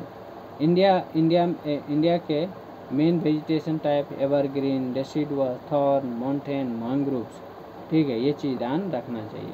फिर importance of forest and conservation, wild life के एग्जाम्पल और इंडेंजर्ड स्पेसीज ध्यान रखना है। इम्पोर्टेंट प्रोटेक्टेड एरिया क्या क्या है, कौन सा है, वो सब चीज़ भी आपको पता रहना चाहिए, समझे। अब जो है नेक्स्ट टॉपिक हम शुरू करेंगे, नेचुरल हजार्ड्स, ठीक है। क्या है नेक्स्ट टॉपिक जो है हमारा, natural hazards and disaster management, ठीक है। नेचुरल हजार्ड्स एंड डिजास्टर, ठीक है, ये चीज़। अब देखिए, ठीक है, आप यहाँ समझिएगा हजार्ड वर्सेस डिजास्टर में क्या डिफरेंस है या फिर सिमिलैरिटी, ठीक है। देखिए, तो एक पोटेंशियल थ्रेट होता है, समझे। तो हजार्ड का मतलब समझ रहे हैं, हजार्ड का मतलब अगर यहाँ बात करूँ, हजार्ड का मतलब हो गया जो एक पोटेंशियल थ्रेट होता है, क्या है, एक पोटेंशियल थ्रेट होता है, ठीक है, जो नेचुरल या फिर कह सकते ह्यूमन इंड्यूस्ड है, ठीक है, तो उसको हम कहेंगे हजार्ड, समझे। अगर हजार्ड के इम्पैक्ट को मैनेज कर लिया जाए तो डिजास्टर नहीं बनता है, समझे। तो कहने का मतलब समझे कि नहीं, मतलब अगर हजार्ड को कंट्रोल कर लें तो डिजास्टर में कन्वर्ट नहीं होगा, समझे। तो ये चीज़ है, आपको ध्यान रखना है, ठीक है। चलिए अब बात करते हैं डिजास्टर की। तो जब हजार्ड जो है एक्चुअल डैमेज या डिस्ट्रक्शन या लाइफ लॉस कॉज करता है, वहाँ पर जाके डिजास्टर वहाँ बन जाता है, या फिर डिजास्टर उसी को कहते हैं, मतलब समझ रहे ना। जब हजार्ड को कंट्रोल नहीं कर सकते हैं, हजार्ड की वजह से डैमेज हो रहा है, डिस्ट्रक्शन हो रहा है, लाइफ लॉस हो रहा है, ठीक है, तो तब जाके जो है डिजास्टर बन जाता है, या डिजास्टर उसको कह देते हैं, समझे। ये चीज़ जैसे एग्जांपल के तौर पे देखिए कि अगर क्या कहते हैं, जैसे एग्जांपल लेते हैं क्या है ना, चलिए अर्थक्वेक की बात कर लेते हैं, ठीक है। जैसे अर्थक्वेक एक हजार्ड है, क्या है, एक हजार्ड, लेकिन अगर वो किसी पॉपुलेटेड एरिया में एंड डिस्ट्रक्शन करे, है ना, समझे, बहुत ज़्यादा डिस्ट्रक्शन हो गया तो डिजास्टर बन जाता, समझे। जैसे मान लीजिए कभी अर्थक्वेक आया, ठीक है, तो जान माल की क्षति नहीं हुई ज़्यादा, नॉर्मल आया चला गया, ठीक है, इस टाइप से, है ना, तो वो डिजास्टर, वो हजार्ड है, समझे। लेकिन वही उसी जब अर्थक्वेक आया, बहुत सारे बिल्डिंग गिर गए, बहुत सारे लोगों की जान चली गई, ठीक है, और क्या कहते हैं, बहुत सारे डिस्ट्रक्शंस हुए, ठीक है, और बहुत सारे घर द्वार ये सब चीज़ जो है मतलब बर्बाद हो गए, ठीक है, तो वहाँ पर जो है हम कहते हैं वो डिजास्टर में कन्वर्ट हो गया, समझे। तो ये चीज़ आपको ध्यान रखना है, हजार्ड और डिजास्टर में डिफरेंस पता रहना चाहिए, समझे। चलिए अब बात है ना, इसी टाइप से हर चीज़ का होता है, समझे। अब बात करते हैं टाइप्स ऑफ नेचुरल हजार्ड्स क्या क्या है। तो देखिए, एक तो है आपका एटमॉस्फेरिक हजार्ड, HZ लिख दूँ, AZ लिख दूँ, एटमॉस्फेरिक हजार्ड्स, ठीक है। इसके अंदर आ जाता है आपको साइक्लोन हो गया, क्या हो गया, साइक्लोन, ड्रॉट, ठीक है, फिर हेल स्टॉर्म्स, ठीक है, हेल स्टॉर्म्स, फिर थंडर स्टॉर्म्स, ये सब जो है ना हजार्ड है, क्या है, ये एटमॉस्फेरिक हजार्ड्स है, समझे। फिर जियोलॉजिकल हजार्ड्स होते हैं, क्या होते हैं, जियोलॉजिकल, GH लिख दो, जियोलॉजिकल हजार्ड्स, तो जियोलॉजिकल हजार्ड में जैसे आप बात करेंगे तो जियो मतलब समझ रहे हैं ना, अर्थ से रिलेटेड है, ठीक है, क्या है, अर्थ से रिलेटेड है, मतलब उसके कुछ इंटरनल है ना स्ट्रक्चर में जब कुछ होता है, तो एग्जांपल अगर बात करेंगे अर्थक्वेक हो गया, ठीक है, क्या हो गया, अर्थक्वेक हो गया, लैंडस्लाइड हो जाता है, ठीक है, या फिर वोल्केनोज कभी आया, ठीक है, तो ऐसे है ना हजार्ड्स को हम कहते हैं जियोलॉजिकल हजार्ड्स। क्लियर है, क्या कहेंगे, जियोलॉजिकल हजार्ड्स कहेंगे। फिर अब आता है हाइड्रोलॉजिकल हजार्ड्स, क्या है, HZG लिख दूँ, HG, ठीक है, हाइड्रोलॉजिकल हजार्ड्स, मतलब इसमें जैसे हो गया फ्लड्स, सुनामी, तो ये सब जो है हाइड्रोलॉजिकल, हाइड्रो मतलब देखिए अब थोड़ा सा मैं हिंट दे रहा हूँ वहाँ पे, है ना, कैसे पकड़ना है, अगर कुछ नया चीज़ भी आ जाता है तो आपको ना कुछ वर्ड से रिलेटेड अगर चीज़ें पता चल जाए, जैसे मान लीजिए यहाँ देखिए हाइड्रो वर्ड लगा हुआ है ना, तो हाइड्रो का मतलब क्या होता है, हाइड्रो का मतलब वाटर से रिलेटेड है कहीं ना कहीं, ठीक है, तो जब भी ऐसा आ जाए तो समझ लीजिएगा कहीं ना कहीं फ्लड मतलब वाटर की बात हो रही है, ठीक है, तो देखिए फ्लड और सुनामी जैसे बात करते हैं ना, ये सब क्या वाटर से ही है, ये रिलेटेड, फ्लड सुनामी ये सब जो है वाटर से रिलेटेड है, तो उसको तुरंत है ना कैच कर लेना। और यूपीएससी में कई सारे ऐसे क्वेश्चन आता है जो डायरेक्ट अगर वर्ड से रिलेटेड आपको चीज़ें पता है तो आप आंसर दे देंगे, ठीक है, अदरवाइज आप फंस जाएंगे, समझे, ये चीज़ है। फिर बात करेंगे major natural disaster in India की, ठीक है, क्या है, major natural disaster in India, तो यहाँ जो है जो क्या कहते हैं इंडिया डिजास्टर प्रोन कंट्री है, और इसका रीज़न यही है कि डाइवर्स ज्योग्राफी है यहाँ पर, ठीक है ना, क्योंकि इसकी इतनी ज़्यादा डाइवर्स है यहाँ पर ज्योग्राफी का कि है ना, इसी वजह से इंडिया जो है क्या है डिजास्टर प्रोन कंट्री माना जाता है, ठीक है। यहाँ जैसे अर्थक्वेक की अगर बात करेंगे, ठीक है, एक मिनट, अर्थक्वेक क्या है, अर्थक्वेक की अगर बात करेंगे तो यहाँ इंडिया का अप्रोक्सीमेटली 60% एरिया जो है अर्थक्वेक प्रोन है, समझे। फिर इंडियन प्लेट और यूरेशियन प्लेट के कोलिजन से हिमालय में क्या होता है, हाई रिस्क जोन बन जाता है, समझे, मतलब जो इंडियन प्लेट्स और यूरेशियन प्लेट कोलाइड करता है, तो इसके वजह से क्या होता है हिमालय रीजन में आपको हाई रिस्क जोन मतलब बन जाता है, ऐसा समझ लीजिए, ठीक है। फिर सिस्मिक जोन की अगर बात करें तो ये तो हो गया अर्थक्वेक के अंदर ही ये सारी चीज़ें हम कवर कर रहे हैं, ठीक है। जैसे उसी में एक सिस्मिक जोन होता है, तो सिस्मिक जोन का मतलब हो गया जैसे वैसा जोन जो लीस्ट रिस्क से जोन यानी कि हाईएस्ट रिस्क की तरफ मूव करता है, तो ऐसे जोन को हम सिस्मिक जोन बोल देते हैं, समझे, तो ये चीज़ आपको ध्यान रखना है।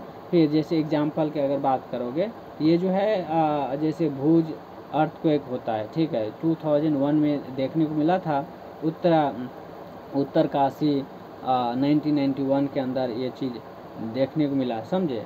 अब बात करते हैं हम फ्लड्स की, किसकी, फ्लड्स की, तो देखिए फ्लड्स की अगर बात करें, ठीक है, तो ये मोस्टली मानसून सीजन में होते हैं, किस सीजन में, मानसून सीजन में होते हैं, और ये जो आपको देखने को मिलेगा असम हो गया, असम, बिहार, उत्तर प्रदेश, वेस्ट बंगाल, ठीक है, इधर ज़्यादातर ये वाला जो एरिया है ना आपको ज़्यादा फ्लड प्रोन एरियाज है, और इसके कॉज जो है ना बहुत सारे कॉज है, ठीक है, जैसे हैवी रेन की वजह से हो जाता है, रिवर ओवरफ्लो होने की वजह से हो जाता है, या फिर कई बार डैम फेलियर हो जाता है, डैम ब्रेक हो जाता है, ठीक है, टूट जाता है, तो ऐसे कंडीशन में भी है ना फ्लड्स आने की संभावना रहती है।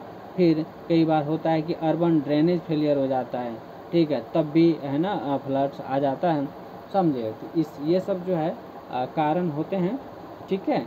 अब बात करेंगे ड्रॉट्स की, ठीक है, तो ड्रॉट्स में जो है जब किसी रीजन में कंटिन्यूसली लो रेनफॉल होता है, क्या होता है, लो रेनफॉल होता है, मतलब समझ रहे हैं, तो ड्रॉट आता है, समझे। यहाँ जो है अगर टाइप की बात करें ड्रॉट की, तो यहाँ जो है मेट्रोलॉजिकल ड्रॉट्स, फिर एग्रीकल्चरल, फिर हाइड्रोलॉजिकल, समझे, ये सब चीज़ जो है मेट्रोलॉजिकल, एग्रीकल्चरल, हाइड्रोलॉजिकल, ये सारे के सारे ड्रॉट्स के क्या है टाइप्स हैं, समझे। फिर ये चीज़ आपको देखने को मिलेगा, जैसे राजस्थान, गुजरात, महाराष्ट्र, आंध्र प्रदेश, ये ड्रॉट प्रोन एरिया है, समझे। क्या है, ड्रॉट प्रोन एरिया है। अब यहाँ पर हम बात करेंगे एक साइक्लोन की, ठीक है, किसकी, साइक्लोन। तो यहाँ समझिएगा, साइक्लोन जो है ना, ठीक है, मोस्टली ईस्टर्न कोस्टल एरिया में यानी कि बे ऑफ बंगाल में फ्रिक्वेंट आता रहता है, समझे। इधर बे ऑफ बंगाल की साइड में जो है ना आपको ये चीज़ देखने को मिलता रहता है, और ख़ास करके ये हम आपको ईस्टर्न कोस्टल एरिया की हम बात कर रहे हैं, ठीक है। फिर जैसे उड़ीसा हो गया, आंध्र प्रदेश, वेस्ट बंगाल, ये हाई रिस्क जोन है। क्या है, हाई रिस्क जोन है। इधर साइक्लोन आपको ज़्यादातर देखने को मिलेगा और यहाँ रिस्क भी ज़्यादा रहता है, ठीक है। तो जैसे सुपर साइक्लोन आपने देखा होगा 1999 में उड़ीसा के अंदर आया था, ठीक है।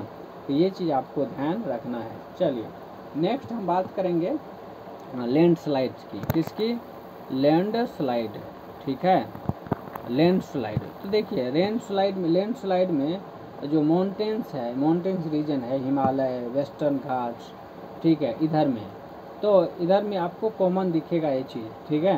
तो लैंडस्लाइड इधर मतलब फ्रिक्वेंटली होता रहता है और इसके कारण भी होते हैं, ठीक है। कारण ये है कि है ना, कभी अर्थक्वेक आ गया, क्या आ गया, अर्थक्वेक आ गया, समझे। अर्थक्वेक की वजह से ये होता है। फिर हेवी रेनफॉल हो गया, डिफॉरेस्टेशन हो गया, समझे। फिर कंस्ट्रक्शन ऑन स्लोप्स। तो इस टाइप से जब भी कुछ होता है तो वहाँ पर ज़्यादातर चांस है कि लैंडस्लाइड्स होगा, ठीक है। और ये जो है आपको हिमालय रीजन में, वेस्टर्न घाट्स में, ये सब कॉमन दिखेगा, ठीक है। फिर अब बात करते हैं डिजास्टर मैनेजमेंट इन इंडिया की, इसकी डीएम लिख दो, डीएम इन इंडिया, डीएम मतलब डिजास्टर मैनेजमेंट इन इंडिया, ठीक है। तो देखिए यहाँ जो अलग अलग फेज होते हैं डिजास्टर मैनेजमेंट की, ठीक है। तो क्या है ये, इसको समझिएगा। तो यहाँ जो है आपको क्या कहते हैं, मिटिगेशन, है ना। तो जो रिस्क रहता है उसको रिड्यूस करना, या जैसे एग्जांपल के तौर पे ले सकते हैं अर्थक्वेक, है ना। तो इससे अर्थक्वेक जब आता है तो उस एरिया में हम क्या करते हैं, अर्थक्वेक रेसिस्टेंट बिल्डिंग टाइप्स बनाते हैं, समझे। ताकि जो है जब अर्थक्वेक आए ना तो वो बिल्डिंग जो है ना उस चीज़ को रेसिस्ट कर पाए, ठीक है। उसी के हिसाब से, उसी के वही इंजीनियरिंग वाला काम करके, ठीक है, हम उस टाइप की बिल्डिंग बनाते हैं ताकि रिस्क जो है कम से कम हो, ठीक है। ये दूसरी बात प्रीपेयर्डनेस, ठीक है। क्या है, प्रीपेयर्डनेस मतलब अब जैसे होता है ना कि जब अर्थक्वेक आ जाए या कुछ इस टाइप से घटना हो जाता है, तो ऐसे कंडीशन के लिए हमें अवेयरनेस, अर्ली वार्निंग, ड्रिल्स, इन सब चीज़ों का हमें है ना मतलब क्या अवेयरनेस होना, है ना, और अर्ली वार्निंग, इस टाइप से कुछ आज की डेट में इतना सारा टेक्नोलॉजी है, इतनी सारी चीज़ें हैं, तो हमें तुरंत पता चल जाता है। और जो खास करके पढ़े लिखे नहीं हैं, ऐसे एरिया जो रिमोट एरिया है, समझे। तो कहने का मतलब ये है कि ये प्रिपेयर्डनेस जो है ज़रूरी है, समझे। फिर रिस्पॉन्स की अगर बात करें तो ये जो है काफ़ी रिस्की होता है, और रिलीफ ऑपरेशंस इस पर जो है हमें चलाना पड़ेगा, यानी रेस्क्यू और रिलीफ ऑपरेशन, ठीक है, हमें चलाना होगा, समझे। फिर बात करेंगे रिकवरी की, तो इसके लिए अगर मान के चलिए कुछ हो जाता है तो, है ना, तो वहाँ पर रिहेबिलिटेशन और रिकन्स्ट्रक्शंस का जो है हमें मतलब वो करना पड़ेगा, समझे।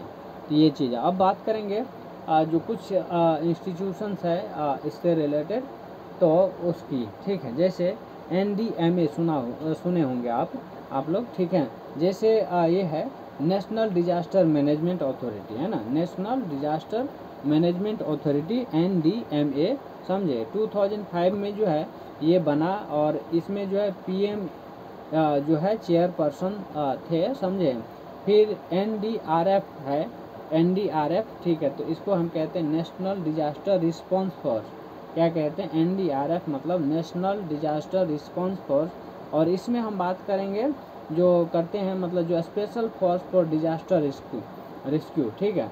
मतलब ऐसे चीज़ों के लिए स्पेशल फोर्स का है ना मतलब प्रोवाइड करते हैं, ठीक है, जो कि डिजास्टर रिस्क्यू को क्या कर सकें, मतलब डिजास्टर रिस्क्यू कर सके, समझे, ये है। चलिए अब बात करेंगे वल्नरेबिलिटी इन इंडिया, समझे। तो देखिए इंडिया के हाई वल्नरेबिलिटी, इंडिया, ठीक है, मतलब ये वल्नरेबिलिटी का क्या क्या कारण है इसको समझिएगा, ठीक है। तो देखिए सबसे पहली तो है ये कि पॉपुलेशन इतना ज़्यादा है ना, डेंस पॉपुलेशन है, क्या है, डेंस पॉपुलेटेड कर लीजिए, ठीक है। फिर अनप्लान्ड अर्बनाइजेशन, ठीक है, कोई भी अर्बनाइजेशन है, ठीक है, बिल्कुल प्लान्ड नहीं है, अनप्लान्ड है, समझे। फिर क्लाइमेट चेंज हो जाता है, इन्वायरमेंटल डिग्रेडेशन, ये सब जो है वल्नरेबिलिटी का कारण है इंडिया की, ठीक है। तो ये चीज़ ध्यान में रखना है। फिर role of technology in disaster, obvious सी बात है डीएम के लिए जो है, ठीक है, डिजास्टर मैनेजमेंट के लिए आपका टेक्नोलॉजी बड़ी कमाल का रोल करता है, ठीक है। और अगर इसकी रोल की बात करें तो जैसे satellite imagery for cyclone tracking, ठीक है, ये चीज़ है। तो कहने का मतलब क्या है, जो satellite imagery for cyclone tracking, तो साइक्लोन को ट्रैक करके वो चीज़ है ना अर्ली वार्निंग देता है, समझे। तो यहाँ से जो है बहुत इस चीज़ को मैनेज करने में काफ़ी हेल्प होगी, समझे। फिर GIS mapping for risk zones, ठीक है, ऐसे जोन जहाँ पर काफ़ी रिस्की रहता है, तो GIS मैपिंग का हम इस्तेमाल करते हैं, समझे। फिर अर्ली वार्निंग सिस्टम, है ना, ये इस टाइप से तो आज के डेट में बहुत सारे ऐप लॉन्च कर देते हैं, या फिर है ना कुछ इंटरनेट के माध्यम से, ठीक है, हम वार्निंग करने का कुछ प्रोविजंस रखते हैं, समझे। फिर बहुत सारे मोबाइल के अंदर भी है ना जो क्या कहते हैं सायरेंस और कुछ अलर्ट से रिलेटेड चीज़ें होती है, तो उसको क्या करता है, मतलब समझ रहे हैं ना, मतलब उस डिजास्टर मैनेजमेंट को कंट्रोल करने में या फिर अलर्ट करने में काफ़ी हेल्प करता है, समझे, ये चीज़ें।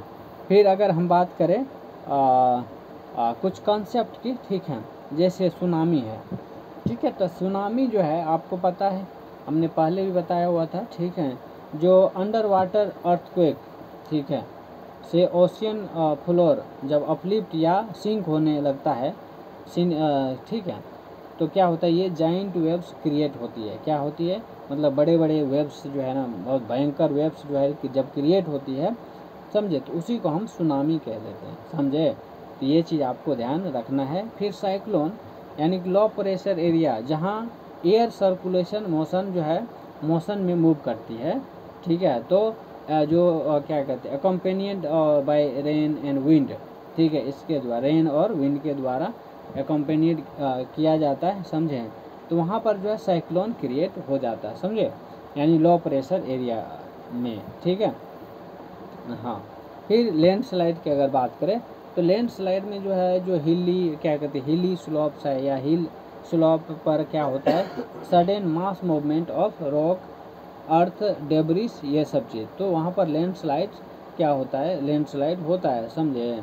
फिर अगर बात करें ड्रॉट की, तो यहाँ जो है आपको देखने को मिलेगा long period of rainfall deficiency, ठीक है। तो यहाँ ये चीज़ वहाँ पर जो है मतलब समझे बहुत लंबे समय तक के लिए जो रेनफॉल ना होना या फिर वाटर का है ना अवेलेबिलिटी ना होना, तो वहाँ समझ लीजिए ड्रॉट जो है आना है ना आने का इंडिकेशन मिलता है, समझे, ये चीज़। अब देखिए कुछ केस स्टडी हम देख लेते हैं, जैसे आप बात करेंगे है ना जो भोपाल गैस ट्रेजिडी हुआ था 1984 में ना, हाँ 1984, ठीक है, जहाँ पर इंडस्ट्रियल डिजास्टर इस टाइप से हुआ था, समझे। तो इस चीज़ को आप एक बार थोड़ा सा, वैसे तो ज्योग्राफी के अंदर ये भी आपको देखने को मिल जाएगा, ठीक है, जो आप बुक पढ़े होंगे या फिर है ना जो भी इससे रिलेटेड केस स्टडी है वो आप कहीं ना कहीं है ना देखने को मिलेगा। और हर किसी को आप NCERT के अंदर भी ये सारी चीज़ जो है कवर रहता है, ठीक है, तो कहीं ना कहीं आप पढ़ ही लेते हैं, ठीक है। फिर सुनामी जो 2004 में आया था, ठीक है, तो यहाँ जो है जो अफेक्टेड तमिलनाडु और क्या कहते हैं अंडमान एंड निकोबार, केरला इधर के साइड में। तो ये भयंकर है आया था। फिर उत्तराखंड फ्लड्स 2013 में, है ना, जो क्लाउड बर्स्ट हुआ था, फिर से लैंडस्लाइड्स हुआ था, ठीक है। तो ये चीज़ आपको ध्यान रखना है। फिर यहाँ पर जो है कुछ चीज़ का हम जिक्र करेंगे जो आपको ध्यान में रखना है। तो ये है ना, जो इधर डिजास्टर जैसे अर्थक्वेक हो गया, फ्लड हो गया, ड्रॉट हो गया, साइक्लोन्स, लैंडस्लाइड, ठीक है।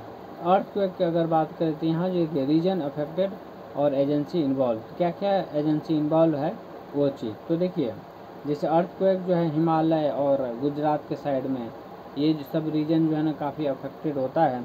और इसका एजेंसी है IMD और NDMA, समझे। फिर फ्लड की अगर बात करें तो असम, बिहार साइड इधर, ठीक है, उत्तर प्रदेश भी थोड़ा बहुत, है ना। फिर इस टाइप से है ना। और इसका एजेंसी की अगर बात करो CWC, स्टेट गवर्नमेंट्स, ये सब चीज़ जो है ना, इन्वॉल्व होते हैं, ठीक है। फिर ड्रॉट तो महाराष्ट्र, राजस्थान, है ना, एग्रीकल्चर डिपार्टमेंट, NGO, ये सब, ठीक है। फिर साइक्लोन उड़ीसा, तमिलनाडु और IMD NDMA, समझे, इसकी एजेंसी है जो कि इन्वॉल्व होता है इसमें। फिर लैंडस्लाइड्स उत्तराखंड, केरला, ठीक है। फिर इसमें जो है जियोलॉजिकल सर्वे जो है इसमें एजेंसी है जो इसमें इन्वॉल्व होगा, समझे। अब बात करेंगे इम्पोर्टेंस ऑफ डिजास्टर एजुकेशन। तो देखिए डिजास्टर मैनेजमेंट एजुकेशन, ठीक है, ये चीज़ ज़रूरी है इसका होना, समझे। क्योंकि देखिए स्कूल लेवल पर जो डिजास्टर ड्रिल्स होते हैं ना, उस चीज़ को पढ़ाया जाना ज़रूरी है बच्चों को। जैसे 9th 10th में होता है ना कि आपके डिजास्टर मैनेजमेंट का भी एक चैप्टर होता है जिसमें हम यही सारी चीज़ समझते हैं कि उसको जब ऐसा कुछ हो जाता तो उस टाइम कैसे हम चीज़ों को मैनेज करें, कैसे हम, है ना, क्या क्या हमें करना चाहिए, वो सारी चीज़ हमें सिखाया जाना चाहिए। और अच्छे से, ऐसा नहीं कि है ना एग्ज़ाम के पर्पस से हमने पढ़ लिया और बस हो गया, नहीं, ऐसा नहीं। बल्कि हमें लाइफ को जीने के लिए, हमें रिस्क से बचने के लिए उसे सिखाया जाना चाहिए, ठीक है। केवल एग्ज़ाम भर तक हमें लिमिट नहीं रखना है, ठीक है, ये चीज़ है। तो ये इसकी एजुकेशन ज़रूरी है। फिर कम्युनिटी बेस्ड डिजास्टर रिस्पॉन्स क्या है, कम्युनिटी बेस्ड डिजास्टर रिस्पॉन्स। फिर उसके बाद integration of disaster education in curriculum, ठीक है। तो ऑब्वियस सी बात है उसको इंटीग्रेट करना ज़रूरी है। जो क्या कहते हैं स्कूल का करिकुलम एक्टिविटी होता है उसके अंदर, समझे। फिर ये सब चीज़ ज़रूरी है। और ऑब्वियस सी बात है उस टाइम अगर अच्छे से पढ़ लिया बच्चा तो उनके दिमाग में सारा चीज़ रहेगा। और बाद में उसे ना भी पढ़ें या फिर बाद के कोर्स में ना भी ऐड किया जाए तो आई थिंक मुझे लगता है ठीक है, कोई इशू नहीं होगा, ठीक है। क्योंकि देखिए अगर आपने स्टार्टिंग अर्ली एज में पढ़ लिया है और वो चीज़ आपको पता है, हालांकि ये चीज़ हमेशा कहीं ना कहीं छोटे कम या ज़्यादा इस टाइप से रहना चाहिए लाइफ में, ठीक है, ताकि वो है ना उसके दिमाग में सेट रहे वो चीज़, ठीक है। और वो प्रैक्टिकल होना चाहिए, ठीक है। और ऐसा नहीं है कि है ना बस सिलेबस तक जो है हमने लिमिट कर दिया, वो प्रैक्टिकली भी उसे सिखा दिया जाना चाहिए और उसे करके समझा दिया जाना चाहिए, ठीक है ना। मतलब उसके लिए आप प्रॉपर लैब का यूज़ करें, जैसे भी करें, ठीक है, तो कर सकते हैं, समझे, ये चीज़ है। क्योंकि देखिए कई बार क्या होता है ना, आपने थ्योरी तो पढ़ा है कि ये करना चाहिए, जब आग लग जाए तो हमें ये करना चाहिए, लेकिन जब हकीकत में वो चीज़ होता है, ठीक है, तो हाथ पैर है ना बच्चों की कांपने लग जाते हैं या लोगों को कांपने लग जाते हैं। उस टाइम दिमाग काम नहीं करता है कि क्या करना चाहिए, नहीं करना चाहिए। इसलिए एंडोरेंस नाम का चीज़ होता है ना, तो एंडोरेंस तब आती है ना जब वो प्रैक्टिकली किसी चीज़ को करके देखा है, उसमें इन्वॉल्व हुआ है, समझे, तब जाके ये चीज़ एंडोरेंस है ना हर चीज़ की आता है। जैसे मान के चलिए आपने किसी को ब्लड जाते हुए देखा है, तो कई लोग क्या होता है उसमें पसीने छूट जाते हैं या फिर उसको वोमिटिंग या फिर कुछ अजीब टाइप से हरकतें दिमाग में चक्कर आने लग जाता है, ऐसा, ठीक है। लेकिन वही जब आदमी धीरे धीरे उसके है ना उसको पास से देखेगा, है ना, ये अचानक से नहीं आता, वो जो है ना धीरे धीरे प्रैक्टिकली वो चीज़ जब पास से करता है ना, तो ऑब्वियस सी बात है उसके अंदर वो इंड्योरेंस आता है, समझे, उस चीज़ को अडेप्ट करने की उसकी कैपेबिलिटी आ जाती है, समझे। तो वो चीज़ है धीरे धीरे वो जो हेजिटेशन है या फिर इस टाइप से कुछ मतलब एडॉप्ट करने की है ना आदत नहीं है, तो वो धीरे धीरे आएगा, समझे। तो वो चीज़ इसलिए मेरा कहने का मतलब है हर चीज़ का प्रैक्टिकल अप्रोच होना चाहिए, ठीक है। अब जैसे अगर आप यूपीएससी की तैयारी कर रहे हैं, आंसर राइटिंग नहीं करेंगे ना, तो वहाँ एग्ज़ाम में डायरेक्ट है ना आपके हाथ पैर जो है ना दुखने लग जाएगा, तो ये अचानक से नहीं आएगा, समझे। ये है, चलिए, तो यही है ना। तो वो चीज़ आपको स्टार्टिंग से प्रैक्टिस करना पड़ेगा, चाहे आप पढ़ने की हो या फिर अचानक से 1 महीने में कुछ नहीं कर सकते, 2 महीने में कुछ नहीं कर सकते, तो उसके लिए आपको स्टार्टिंग से जो है आपको वो चीज़ करना पड़ेगा, समझे। चलिए अब बात करते हैं है ना हज़ार्ड और जो डिजास्टर है उसका डिफरेंस हमने देख लिया, नेचुरल डिजास्टर की टाइप्स और कॉज देख लिया, फिर इंडियन की वल्नरेबल रीजन है इंडिया, तो उसको हमने देखा, डिजास्टर मैनेजमेंट साइकिल देखा, फिर NDMA NDRF रोल्स क्या है उसको देख लिया, फिर केस स्टडी भी हमने थोड़ा सा बताया कि है ना अलग अलग रीजन में, ठीक है, क्या क्या है ना जो डिजास्टर हुए हैं उसको हमने देखा, और उसको आप हमारा सजेशन यही है थोड़ा सा गूगल कर लीजिएगा, ठीक है। चलिए, समझे, ठीक है।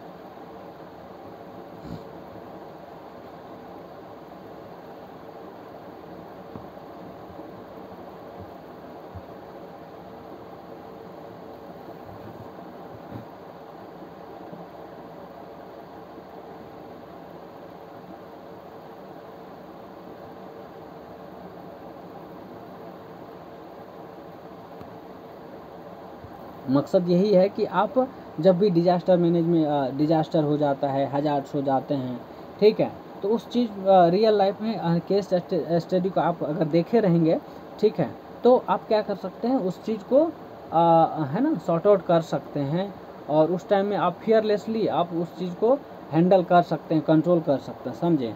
तो उसी टाइप से हम कुछ रियल लाइफ के एग्जांपल सेट करेंगे, लेंगे मतलब, ठीक है, और उस चीज़ को कैसे करना है सारी चीज़ हम इस चैप्टर के अंदर देखेंगे, ठीक है। तो यहाँ तक क्लियर है। अब देखिए, ये जो है जो मैनेजमेंट और रिस्पॉन्स है वो चीज़ ज़रूरी है आपके क्या कहते हैं यूपीएससी के लिए भी कहीं न कहीं ज़रूरी है, ठीक है। और क्या कहते हैं ये खास करके आपको वैल्यू एडिशन और एग्जाम्पल के रूप में बहुत काम आता है, समझे, ये चीज़ है। अब देखिए, जैसे मान के चलिए अर्थक्वेक भुज गुजरात में 2001 में आया था, ठीक है। तो इसमें जो है ये जो है आपको 26 जनवरी 2001 इस डेट को आपको देखने को मिला। तो देखिए इसमें जो मैग्नीट्यूड था, मैग्नीट्यूड, ठीक है, वो 7.7 था ऑन रिक्टर स्केल पर, ठीक है। और एपी सेंटर जो है भुज गुजरात के अंदर ये देखने को मिला। फिर इसका इम्पैक्ट ये हुआ कि उसमें जो है बहुत सारे लोग मारे गए, ठीक है, मतलब लगभग 14,000 के आसपास जो है ना लोग जो है मारे गए, ठीक है। और बहुत सारे बिल्डिंग्स है ना मतलब डिस्ट्रॉयड हो गए, लाख्स ऑफ बिल्डिंग जो है ना डिस्ट्रॉयड हुए, समझे। फिर अगर इसमें जो है बहुत सारे इंफ्रास्ट्रक्चर कोलैप्स हो गए, तो समझे कि इतने सारे नुकसान हुआ, ठीक है। फिर इसमें जो इंडियन आर्मी ने इसको रेस्क्यू ऑपरेशन किया, फिर NDMA और NGO ने रिलीफ कैंप्स बनाए, ठीक है। और लॉन्ग टर्म के लिए अर्थक्वेक रेसिस्टेंट बिल्डिंग का एम्फेसिस किया गया, उसको है ना उस पर काम किया गया, समझे। तो ये चीज़ जो है इसके तरफ से मतलब जब ये घटना हुई तब जाके ये सारे रिस्पॉन्स हमें देखने को मिला, समझे। अब बात करते हैं जो साइक्लोन आया था उड़ीसा के अंदर, सुपर साइक्लोन जिसको कहते हैं, जो कि 1999 में आया था, समझे। तो ये जो है 29 अक्टूबर 1999 को आया, और इसमें जो है विंड स्पीड जो है लगभग आपको 260 से लेके 300 किलोमीटर पर आवर के स्पीड से था, मतलब, समझे। तो ये है ना। और इसमें जो है जो कोस्टल उड़ीसा है काफ़ी वर्स्ट हिट हुआ था, समझे। फिर इसका इम्पैक्ट की अगर बात करें तो लगभग मतलब 10,000 से ऊपर लोगों की डेथ हुई, मतलब उसकी है ना मारे गए, समझे।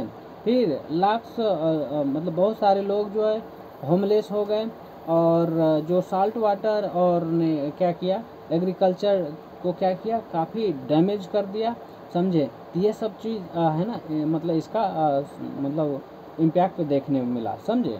अब जब ये घटना हुई, ठीक है, तो अब इस पर जो है जो डिजास्टर शेल्टर है वो बनाए गए, है ना, बाद में। फिर जो Orissa disaster rapid action force ODRAF का फॉर्मेशन हुआ, ठीक है, और फिर अर्ली वार्निंग सिस्टम इम्प्रूव किया गया। तो है ना, जब कोई चीज़ होता है ना, तो उसके बाद जो है ना उसकी रिस्पॉन्सिबिलिटी किसी प्रॉपर अथॉरिटी के पास आती है और उससे रिलेटेड उस पर काम करने की है ना सोचता है, समझे। तो ये चीज़ है। तो कहने का मतलब ये सब सारी चीज़ ध्यान में रखना है कि हमें देखिए अब ऐसा नहीं है कि हम उस चीज़ को केवल पढ़ रहे हैं, बल्कि पढ़ के उसको अपने लाइफ में इम्प्लीमेंट करें। इन फ्यूचर अगर ऐसा घटना हो जाए तो उसके लिए हमें रेडीमेड प्लान जो है होना चाहिए, ताकि जो है उस टाइम में हम इस टाइप से स्टेप्स ले सकें और अपने जान माल और क्या कहते हैं जो क्षति है, डिस्ट्रक्शंस है, उन सब चीज़ों को क्या कर सकें, बचा सकें, समझे, बच सकें। क्लियर है। तो ये चीज़ है, समझे। फिर आप बात करेंगे सुनामी की, है ना, जो इंडियन ओशियन सुनामी 2004 में आया था, और ये जो है 26 दिसंबर 2004 को देखने को मिला। और इसमें जो है क्या कहते हैं अंडर सी अर्थक्वेक, यानी कि मैग्नीट्यूड जो है 9.1 था, है ना। ये जो है आपको नियर सुमात्रा, ठीक है, यहाँ पर आपको देखने को मिला। और इसका इम्पैक्ट ये हुआ कि तमिलनाडु, आंध्र प्रदेश, केरला और अंडमान निकोबार में ये काफ़ी इसका मतलब क्षति देखने को मिला, ठीक है। और ठीक है, तो इसमें जो है बहुत सारे लोग बहुत सारे लोगों का डेथ हुआ, लगभग 10 to 11,000 है ना लोगों की जो है डेथ हो गई। फिर कोस्टल विलेज जो है बिल्कुल डिस्ट्रॉय हो गए। फिर साल्ट वाटर जो इंट्रूजन है इन एग्रीकल्चर लैंड, मतलब समझे। तो ये सब चीज़ फिर इसके जो रिस्पांस की अगर बात करोगे तो इंटरनेशनल एड आई, फिर समझे। फिर NDA में स्ट्रेंथन किया गया उसको, ठीक है। सुनामी वार्निंग सिस्टम सेटअप किया गया, एंड जिसको इनक्वाइस कहते हैं, क्या कहते हैं, इनक्वाइस, ठीक है, INCOIS, ठीक है। तो ये चीज़ आपको पता रहना चाहिए। फिर जो बिहार में फ्लड आया 2008 में, ठीक है, क्या आया 2008 में। तो देखिए उस टाइम जो है मैं नवोदय में था, ठीक है, और हमारा एरिया सेफ था, लेकिन घर के साइड में ना वो चीज़ है ना बहुत लोग परेशान थे। सारे लोग जो है जो डैम्स बने हुए हैं ना उस पर चले गए थे, ठीक है। तो जब कॉल आया, समझे, तो ये चीज़ है ना सुनाया गया। फिर मैं भी है ना परेशान हो गया ऐसा, ठीक है। लेकिन जो JNV बना हुआ है, ठीक है, वो आपको बहुत ऊंचे एरिया में बना हुआ है, ठीक है, और काफ़ी सेफ जगह है, ठीक है। हाँ, लेकिन ये है कि पास से ज़रूर गुजरा है, ठीक है, पास के लोगों को बहुत इसका हानि हुआ है ना। तो कहने का मतलब ये है कि ये चीज़ जो है ना आँख के सामने देखा हुआ है। और मैं भी एक छोटा बच्चा था, मतलब बहुत ज़्यादा एज नहीं था उस टाइम भी, ठीक है, 2008 में, है ना, 6th क्लास में, 6 हाँ ठीक है 6th क्लास में, ठीक है, थे, ठीक है। तो समझ सकते हैं, है ना। तो मतलब काफ़ी है ना, मतलब होता है ना कि अंदर में काफ़ी डर जैसा। तो अब देखिए यहाँ पर जो कोसी रिवर है ना ब्रिज किया इम्बैंकमेंट को, ठीक है, पूरी कोसी बेल्ट जो है फ्लड में आ गई, समझे। जितना भी कोसी बेल्ट है हम लोग का एरिया जो है ना कोसी बेल्ट में ही आता है, समझे। फिर उस टाइम जो है मतलब काफ़ी भयंकर जो वो कौन सा था, कुशवाहा वाला डैम जो था वो टूट गया था पूरी तरीके से। और जो भी उधर से नेपाल के साइड से जो बराज बना हुआ है ना, वो है ना उसके ऊपर से, और वो सब जो है ना बिल्कुल डिवास्टेट हो गए। और उधर से फिर इधर क्या कहते हैं ना सारे फ्लड्स जो है हमारे साइड से निकल के, फिर हाँ सेफ जोन ये था कि जो हमारा घर था ना, ठीक है, उसके जस्ट बगल से गुजरा, लेकिन मेरे गांव से ये नहीं गुजरा। तो मतलब ये चीज़ जो है ना काफ़ी जो आँख के सामने घटित हुआ है ना, उसको मैं बता रहा हूँ, ठीक है। ये है तो कहने का मतलब अब देखिए इसमें जो है बहुत सारे लोग का डेथ भी हुआ है, और ज़्यादा तो नहीं लेकिन ठीक है, मतलब ठीक ठाक भी हुआ है ना। अगर 1000 और 500 के बीच भी हुआ है तो कम नहीं कह सकते उसको, ठीक है। और काफ़ी लोग जो है ना अफेक्टेड हुए, लगभग आप 30 लाख लोग जो है ना इस चीज़ से अफेक्टेड हुआ। मैक्सिमम लोगों के घर जो है ना वो टूट गया, समझे। उधर से है ना बिल्कुल बालू मिट्टी लेके आ गया, समझे। ये जहाँ पर जो फर्टाइल लैंड था या फिर समझे जो है ना रहने का हैबिटेरी जगह था, वो बिल्कुल वहाँ पे ऐसे बन गया कि जैसे कि है ना बिल्कुल सेंड भर गया, समझे। अब किसी का घर कहाँ है नहीं है सब है ना एक दूसरे मैक्सिमम लोग जो है, मैंने वो क्या बोला 30 लाख लोग जो है, 30 लाख कम नहीं होता है, समझे। 30 लाख जो है अफेक्टेड हुए, उनके जो है ना घर का है ना ठिकाना ख़त्म हो गया, समझे। ये सब चीज़ है ना देखने को मिला है, ठीक है। फिर इसमें जो क्रॉप्स थे है ना, होम्स थे, लाइव स्टॉक, वास्ट सभी जो है ना वो नदी में या फिर जो फ्लड्स थे उसके साथ साथ जो है ना वास्ट अवे हो गए, समझे। ये चीज़ है। तो मतलब इस चीज़ को देख के और आज भी है ना ध्यान में आता है तो बिल्कुल डर जैसा लगता है। तो ये चीज़ देखिए आता है, फ्लड हर साल लगभग बिहार के अंदर देखने को मिलता है, लेकिन उतना बड़ा फ्लड जो है ना मतलब बहुत कम देखने को मिलता है, समझे। काफ़ी भयंकर था ये इस टाइप से, समझे। चलिए अब बात करेंगे और यही वजह देखिए अब बिहार में जो है ना और भी कारण है जिसके वजह से बिहार के लोग में थोड़ा सा दिक्कत होता है, समझे। कि है ना कि अब आप सोच सकते हैं, यहाँ जस्ट इमेजिन कर सकते हैं जब इतने सारे डिवास्टेशन लगभग हर साल ये चीज़ आता है और है ना लोगों की जान माल की क्षति, फिर घर का ठिकाना ख़त्म हो जाना, ठीक है।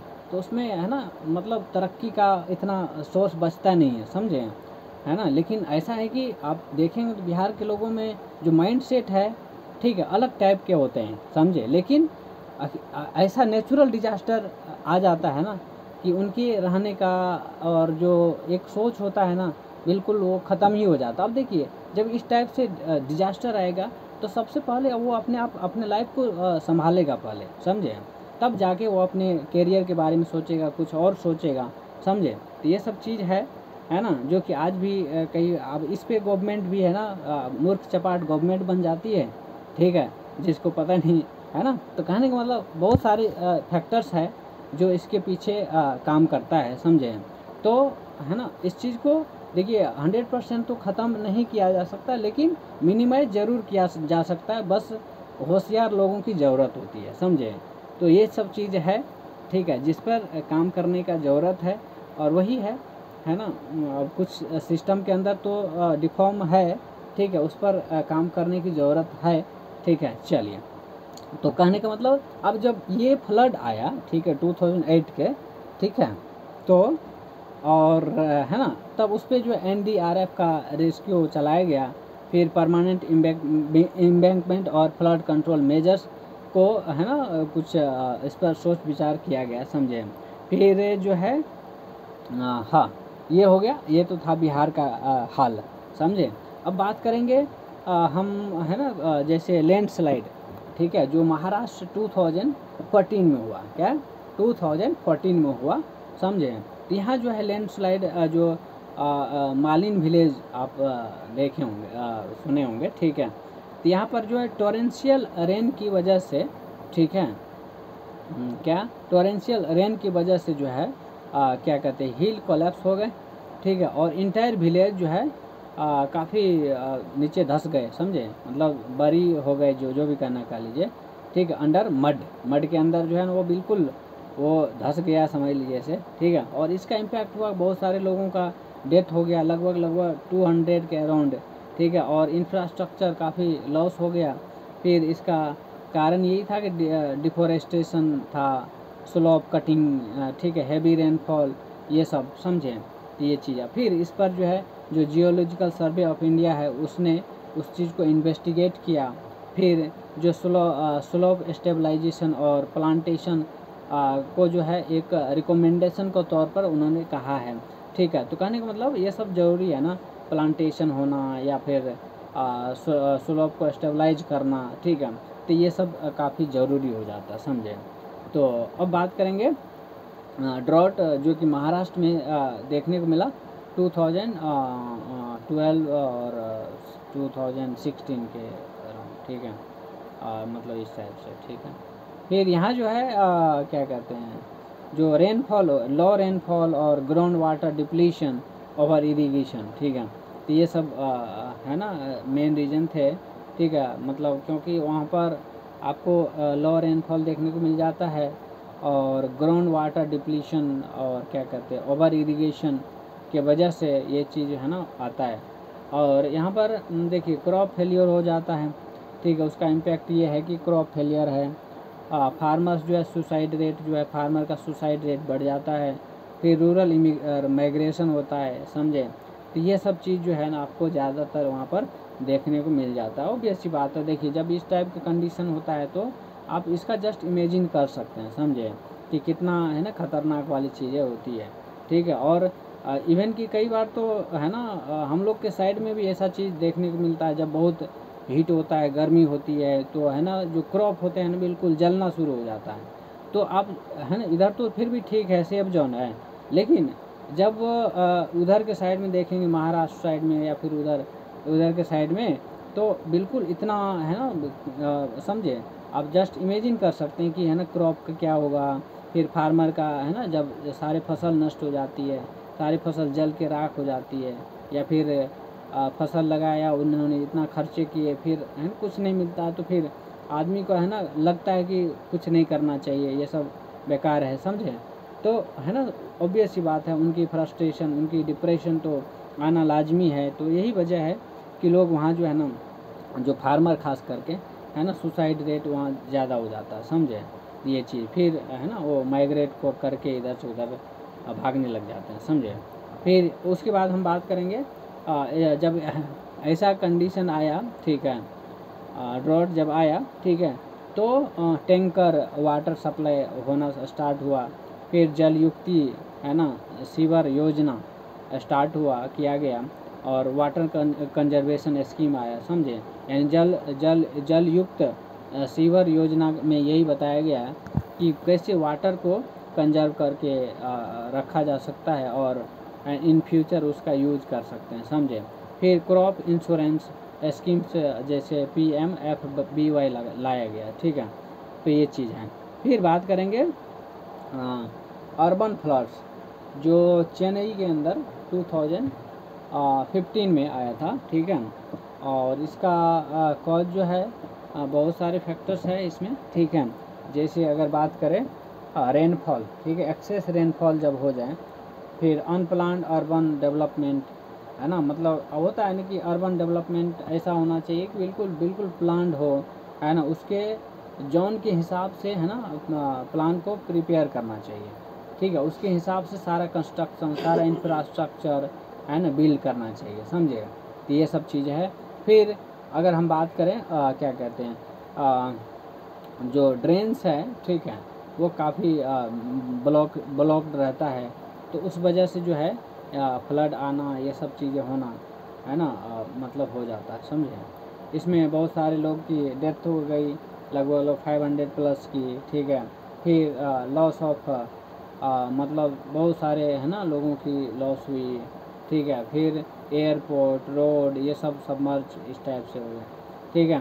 फिर इस पर जो है जो पुअर डिजास्टर प्रिपेयर्डनेस एक्सपोर्ट किया गया, जो डिजास्टर वो था क्या कहते हैं इंफ्रास्ट्रक्चर था, तो वो काफ़ी पुअर था, ठीक है। तो इस पर जो है इसकी एक्सपोज किया गया, फिर जाके उस पर काम किया गया, ठीक है। फिर अर्बन प्लानिंग रिफॉर्म्स हुए, फिर उस पर रिकमेंड दिया गया, ठीक है। ये सब चीज़ें, समझे। तो ये इम्पोर्टेंट है। अब हम बात करेंगे कुछ केस स्टडी, ठीक है, जो कहीं न कहीं डायरेक्टली और इनडायरेक्टली इम्पोर्टेंट रहता है। तो देखिए जैसे अर्ली वार्निंग सिस्टम है, तो टाइम पर क्या हुआ, लोगों को अलर्ट किया जाए, ठीक है, और उस चीज़ से डिजास्टर से बचाया जा सके, तो इसके लिए अर्ली वार्निंग सिस्टम होना ज़रूरी है, ठीक है। फिर कम्युनिटी पार्टिसिपेशन भी ज़रूरी है, लोकल रिस्पॉन्स सबसे एफिशिएंट होती है, और सस्टेनेबल डेवलपमेंट नेचर के खिलाफ प्लानिंग डिजास्टर को बड़ा बनाती है, समझे। फिर इंस्टीट्यूशनल कोऑर्डिनेशन ज़रूरी है, NDRF, NDMA, लोकल गवर्नमेंट का कोऑर्डिनेटेड होना, रिस्पॉन्स इम्पोर्टेंट है, ये सब चीज़, ठीक है। तो ये था, और कहीं न कहीं ये आपको अगर इस टाइप से मेंस के अंदर भी या फिर इस टाइप से अगर वैल्यू एडिशन करते हैं आप चीज़ों को, तो ऑब्वियस सी बात है ना, जो ज्योग्राफी वाला पार्ट है और जो डिजास्टर मैनेजमेंट का एक पार्ट है, और इवन कि एसए में भी आप इन सब चीज़ों को ऐड कर सकते हैं, ठीक है। तो कहीं ना कहीं आपको आपके नंबर में जो है ना एक्स्ट्रा एज ज़रूर मिल जाएगा, समझे। फिर है ना जो सुनामी 2004 में कोस्टल वल्नरेबिलिटी, ठीक है, और भूज 2001 में सिस्मिक प्लानिंग, ये सब चीज़ें। फिर Orissa cyclone 1999, improve cyclone shelters migration, ये सब चीज़ एंड मिटिगेशन सक्सेस। और Chennai flood 2015, urban planning failure, ये सब चीज़ जो है आप ऐड ऑन कर सकते हैं, समझे। ये है। अब जो यहाँ पर बताए हैं नेचुरल हजार्ड्स अनएवॉइडेबल होते हैं, समझे, मतलब इसको अवॉइड नहीं कर सकते हैं, ठीक है। लेकिन जो ह्यूमन रिस्पॉन्स और प्लानिंग है डिजास्टर बनाने में से रोक सकती है। पर क्या होता है कि डिजास्टर प्रिपेयर्डनेस और क्या कहते हैं अवेयरनेस और सस्टेनेबल प्लानिंग की फ्यूचर में लॉसेस की मिनिमाइज किया जा सकता है, समझे। बस वो है कि आपके प्लानिंग के ऊपर डिपेंड करता है, समझे कि नहीं समझे। तो ये चीज़ है और ये इम्पोर्टेंट था, समझे। तो नेक्स्ट टॉपिक है सॉइल, ठीक है। तो इसमें हम देखेंगे जो सॉइल जो है एक अपर मोस्ट लूज लेयर है, ठीक है, जो रॉक से ऊपर बनी होती है, समझे। फिर जो है कहने का मतलब ये है कि इसमें मिनरल्स, ऑर्गेनिक मैटर और एयर, वाटर, ये सब जो है अवेलेबल, ठीक है। तो सॉइल का डेवलपमेंट कहने का मतलब जो रॉक्स है, ठीक है, रॉक्स के खास करके जब वेदरिंग होता है, ठीक है, मतलब वेदरिंग से होता है, समझे। और इसमें बायोलॉजिकल और केमिकल प्रोसेस इन्वॉल्व होता है, समझे कि नहीं। यानी कि सॉइल का जो फॉर्मेशन है, ठीक है, रॉक का वेदरिंग होना, समझे। और इसमें दो प्रोसेस है, एक तो केमिकल प्रोसेस भी है, ठीक है, केमिकल प्रोसेस, दूसरा है बायोलॉजिकल प्रोसेस, ठीक है, बायोलॉजिकल प्रोसेस। तो दोनों जो है इसमें इन्वॉल्व है, और समझे ये चीज़ें।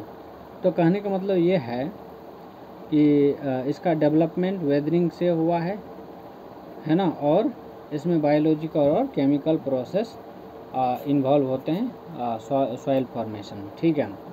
अब इसकी इम्पोर्टेंस की अगर बात करें, ठीक है, तो जो एग्रीकल्चर का बेस है, क्या है, ये जो है आप समझ सकते हैं, इसके बिना एग्रीकल्चर भी पॉसिबल नहीं है, ठीक है। तो एक तरह के तरीके से समझ लीजिए, ये जो है सॉइल जो है ना एग्रीकल्चर का बेस है, क्या है, एग्रीकल्चर का बेस है, समझे, एग्रीकल्चर बेस, समझे कि नहीं। फिर नेचुरल वेजिटेशन का सपोर्ट मान सकते हैं इसको। फिर कंस्ट्रक्शन इंडस्ट्रियल में इसे यूज होता है, समझे। फिर क्या क्या फैक्टर्स है जो सॉइल की फॉर्मेशन में हेल्प करता है या अफेक्ट करता है, समझिए, मतलब फैक्टर्स अफेक्टिंग सॉइल फॉर्मेशन। तो देखिए क्या क्या है। सबसे पहली बात तो है जो पैरेंट मटेरियल है, क्या है, पैरेंट मटेरियल, ठीक है, क्या है, पैरेंट मटेरियल। सुनिए यहाँ पर जो रॉक जिससे सॉइल बनता है, जैसे इग्नियस, सेडिमेंट्री या मेटामॉर्फिक, है ना, ये तो है ना। फिर इसका एग्जांपल देख सकते हैं आप, जो बसाल्ट रॉक से ब्लैक सॉइल होता है ना, इसे बनना, ये सब चीज़ें। फिर जो क्लाइमेट है, दूसरा फैक्टर है क्लाइमेट। तो पहला तो हो गया पैरेंट मटेरियल, मतलब जिस चीज़ से बना है वो भी एक फैक्टर है, समझे। फिर दूसरा है क्लाइमेट, क्या है, दूसरा है क्लाइमेट। अब देखिए क्लाइमेट है ना, जो टेम्परेचर और रेनफॉल जो है सॉइल फॉर्मेशन को कंट्रोल करता है, ठीक है। टेम्परेचर और रेनफॉल जो है सॉइल का फॉर्मेशन को कंट्रोल करता है। फिर हाई रेनफॉल होता है, तो इसका मतलब है हाई रेनफॉल मतलब लीचिंग मतलब हो गया न्यूट्रिएंट्स लॉस, ठीक है, क्या होगा, समझे, है ना, ये चीज़ है। तो ये आपको देखने को मिलेगा। फिर टोपोग्राफी भी है। क्या है? टोपोग्राफी। तो टोपोग्राफी में जो है आप देखेंगे, ठीक है, टोपोग्राफी में स्लोप पर सॉइल थिन होती है और क्या कहते हैं प्लेन्स पर थिक होती है, समझे। फिर बायोलॉजिकल एक्टिविटी अगर बात करें, जो माइक्रो ऑर्गेनिजम्स है, प्लांट्स और एनिमल्स, सॉइल को क्या करता है? फर्टाइल बनाता है, समझे कि नहीं। तो जो जितने भी माइक्रो ऑर्गेनिजम्स है, प्लांट्स और एनिमल्स, सॉइल को क्या करता है? फर्टाइल करता है, ठीक है। तो ये भी एक फैक्टर है बहुत बड़ा। फिर टाइम, सॉइल फॉर्मेशन एक स्लो प्रोसेस है और है ना, हज़ारों साल लग जाता है इसके फॉर्मेशन में। तो एक तरह से समझ लीजिए ये भी एक फैक्टर है टाइम, समझे। फिर यहाँ पर सॉइल प्रोफाइल की बात करेंगे तो एक वर्टिकल सेक्शंस ऑफ सॉइल को जो है सॉइल प्रोफाइल कहेंगे। क्या कहेंगे? एक वर्टिकल सेक्शंस ऑफ सॉइल को जो है सॉइल प्रोफाइल कहेंगे। और इसमें अलग अलग जो है हॉरिजॉन्टल लेयर होते हैं, ठीक है। जैसे इसमें अगर बात करें हॉरिजॉन की, तो ओ हॉरिजॉन होता है। ओ हॉरिजॉन जो है ऑर्गेनिक मैटर जितने भी है, ह्यूमस है, ये सब जो है ओ हॉरिजॉन में आ जाता है, ठीक है। फिर ए हॉरिजॉन मतलब top soil, maximum biological activity जहाँ होता है उसको हम कहेंगे ए हॉरिजॉन, समझे। क्या कहेंगे? ए हॉरिजॉन मतलब मैक्सिमम बायोलॉजिकल एक्टिविटी जहाँ होता है उसको कहेंगे ए हॉरिजॉन, ठीक है। उसके बाद जो है बी हॉरिजॉन होता है, यानी कि सब सॉइल मिनरल्स डिपॉजिट जहाँ होता है उसको हम कहेंगे बी हॉरिजॉन। और सी हॉरिजॉन मतलब जहाँ पर पेरेंट रॉक का क्या होता है? वेदरिंग होता है, ठीक है। तो वैसे प्रोफाइल को है ना सी हॉरिजॉन कहेंगे। फिर आर हॉरिजॉन होता है जिसको हम बेड रॉक कहते हैं। क्या कहते हैं? बेड रॉक कहते हैं, समझे।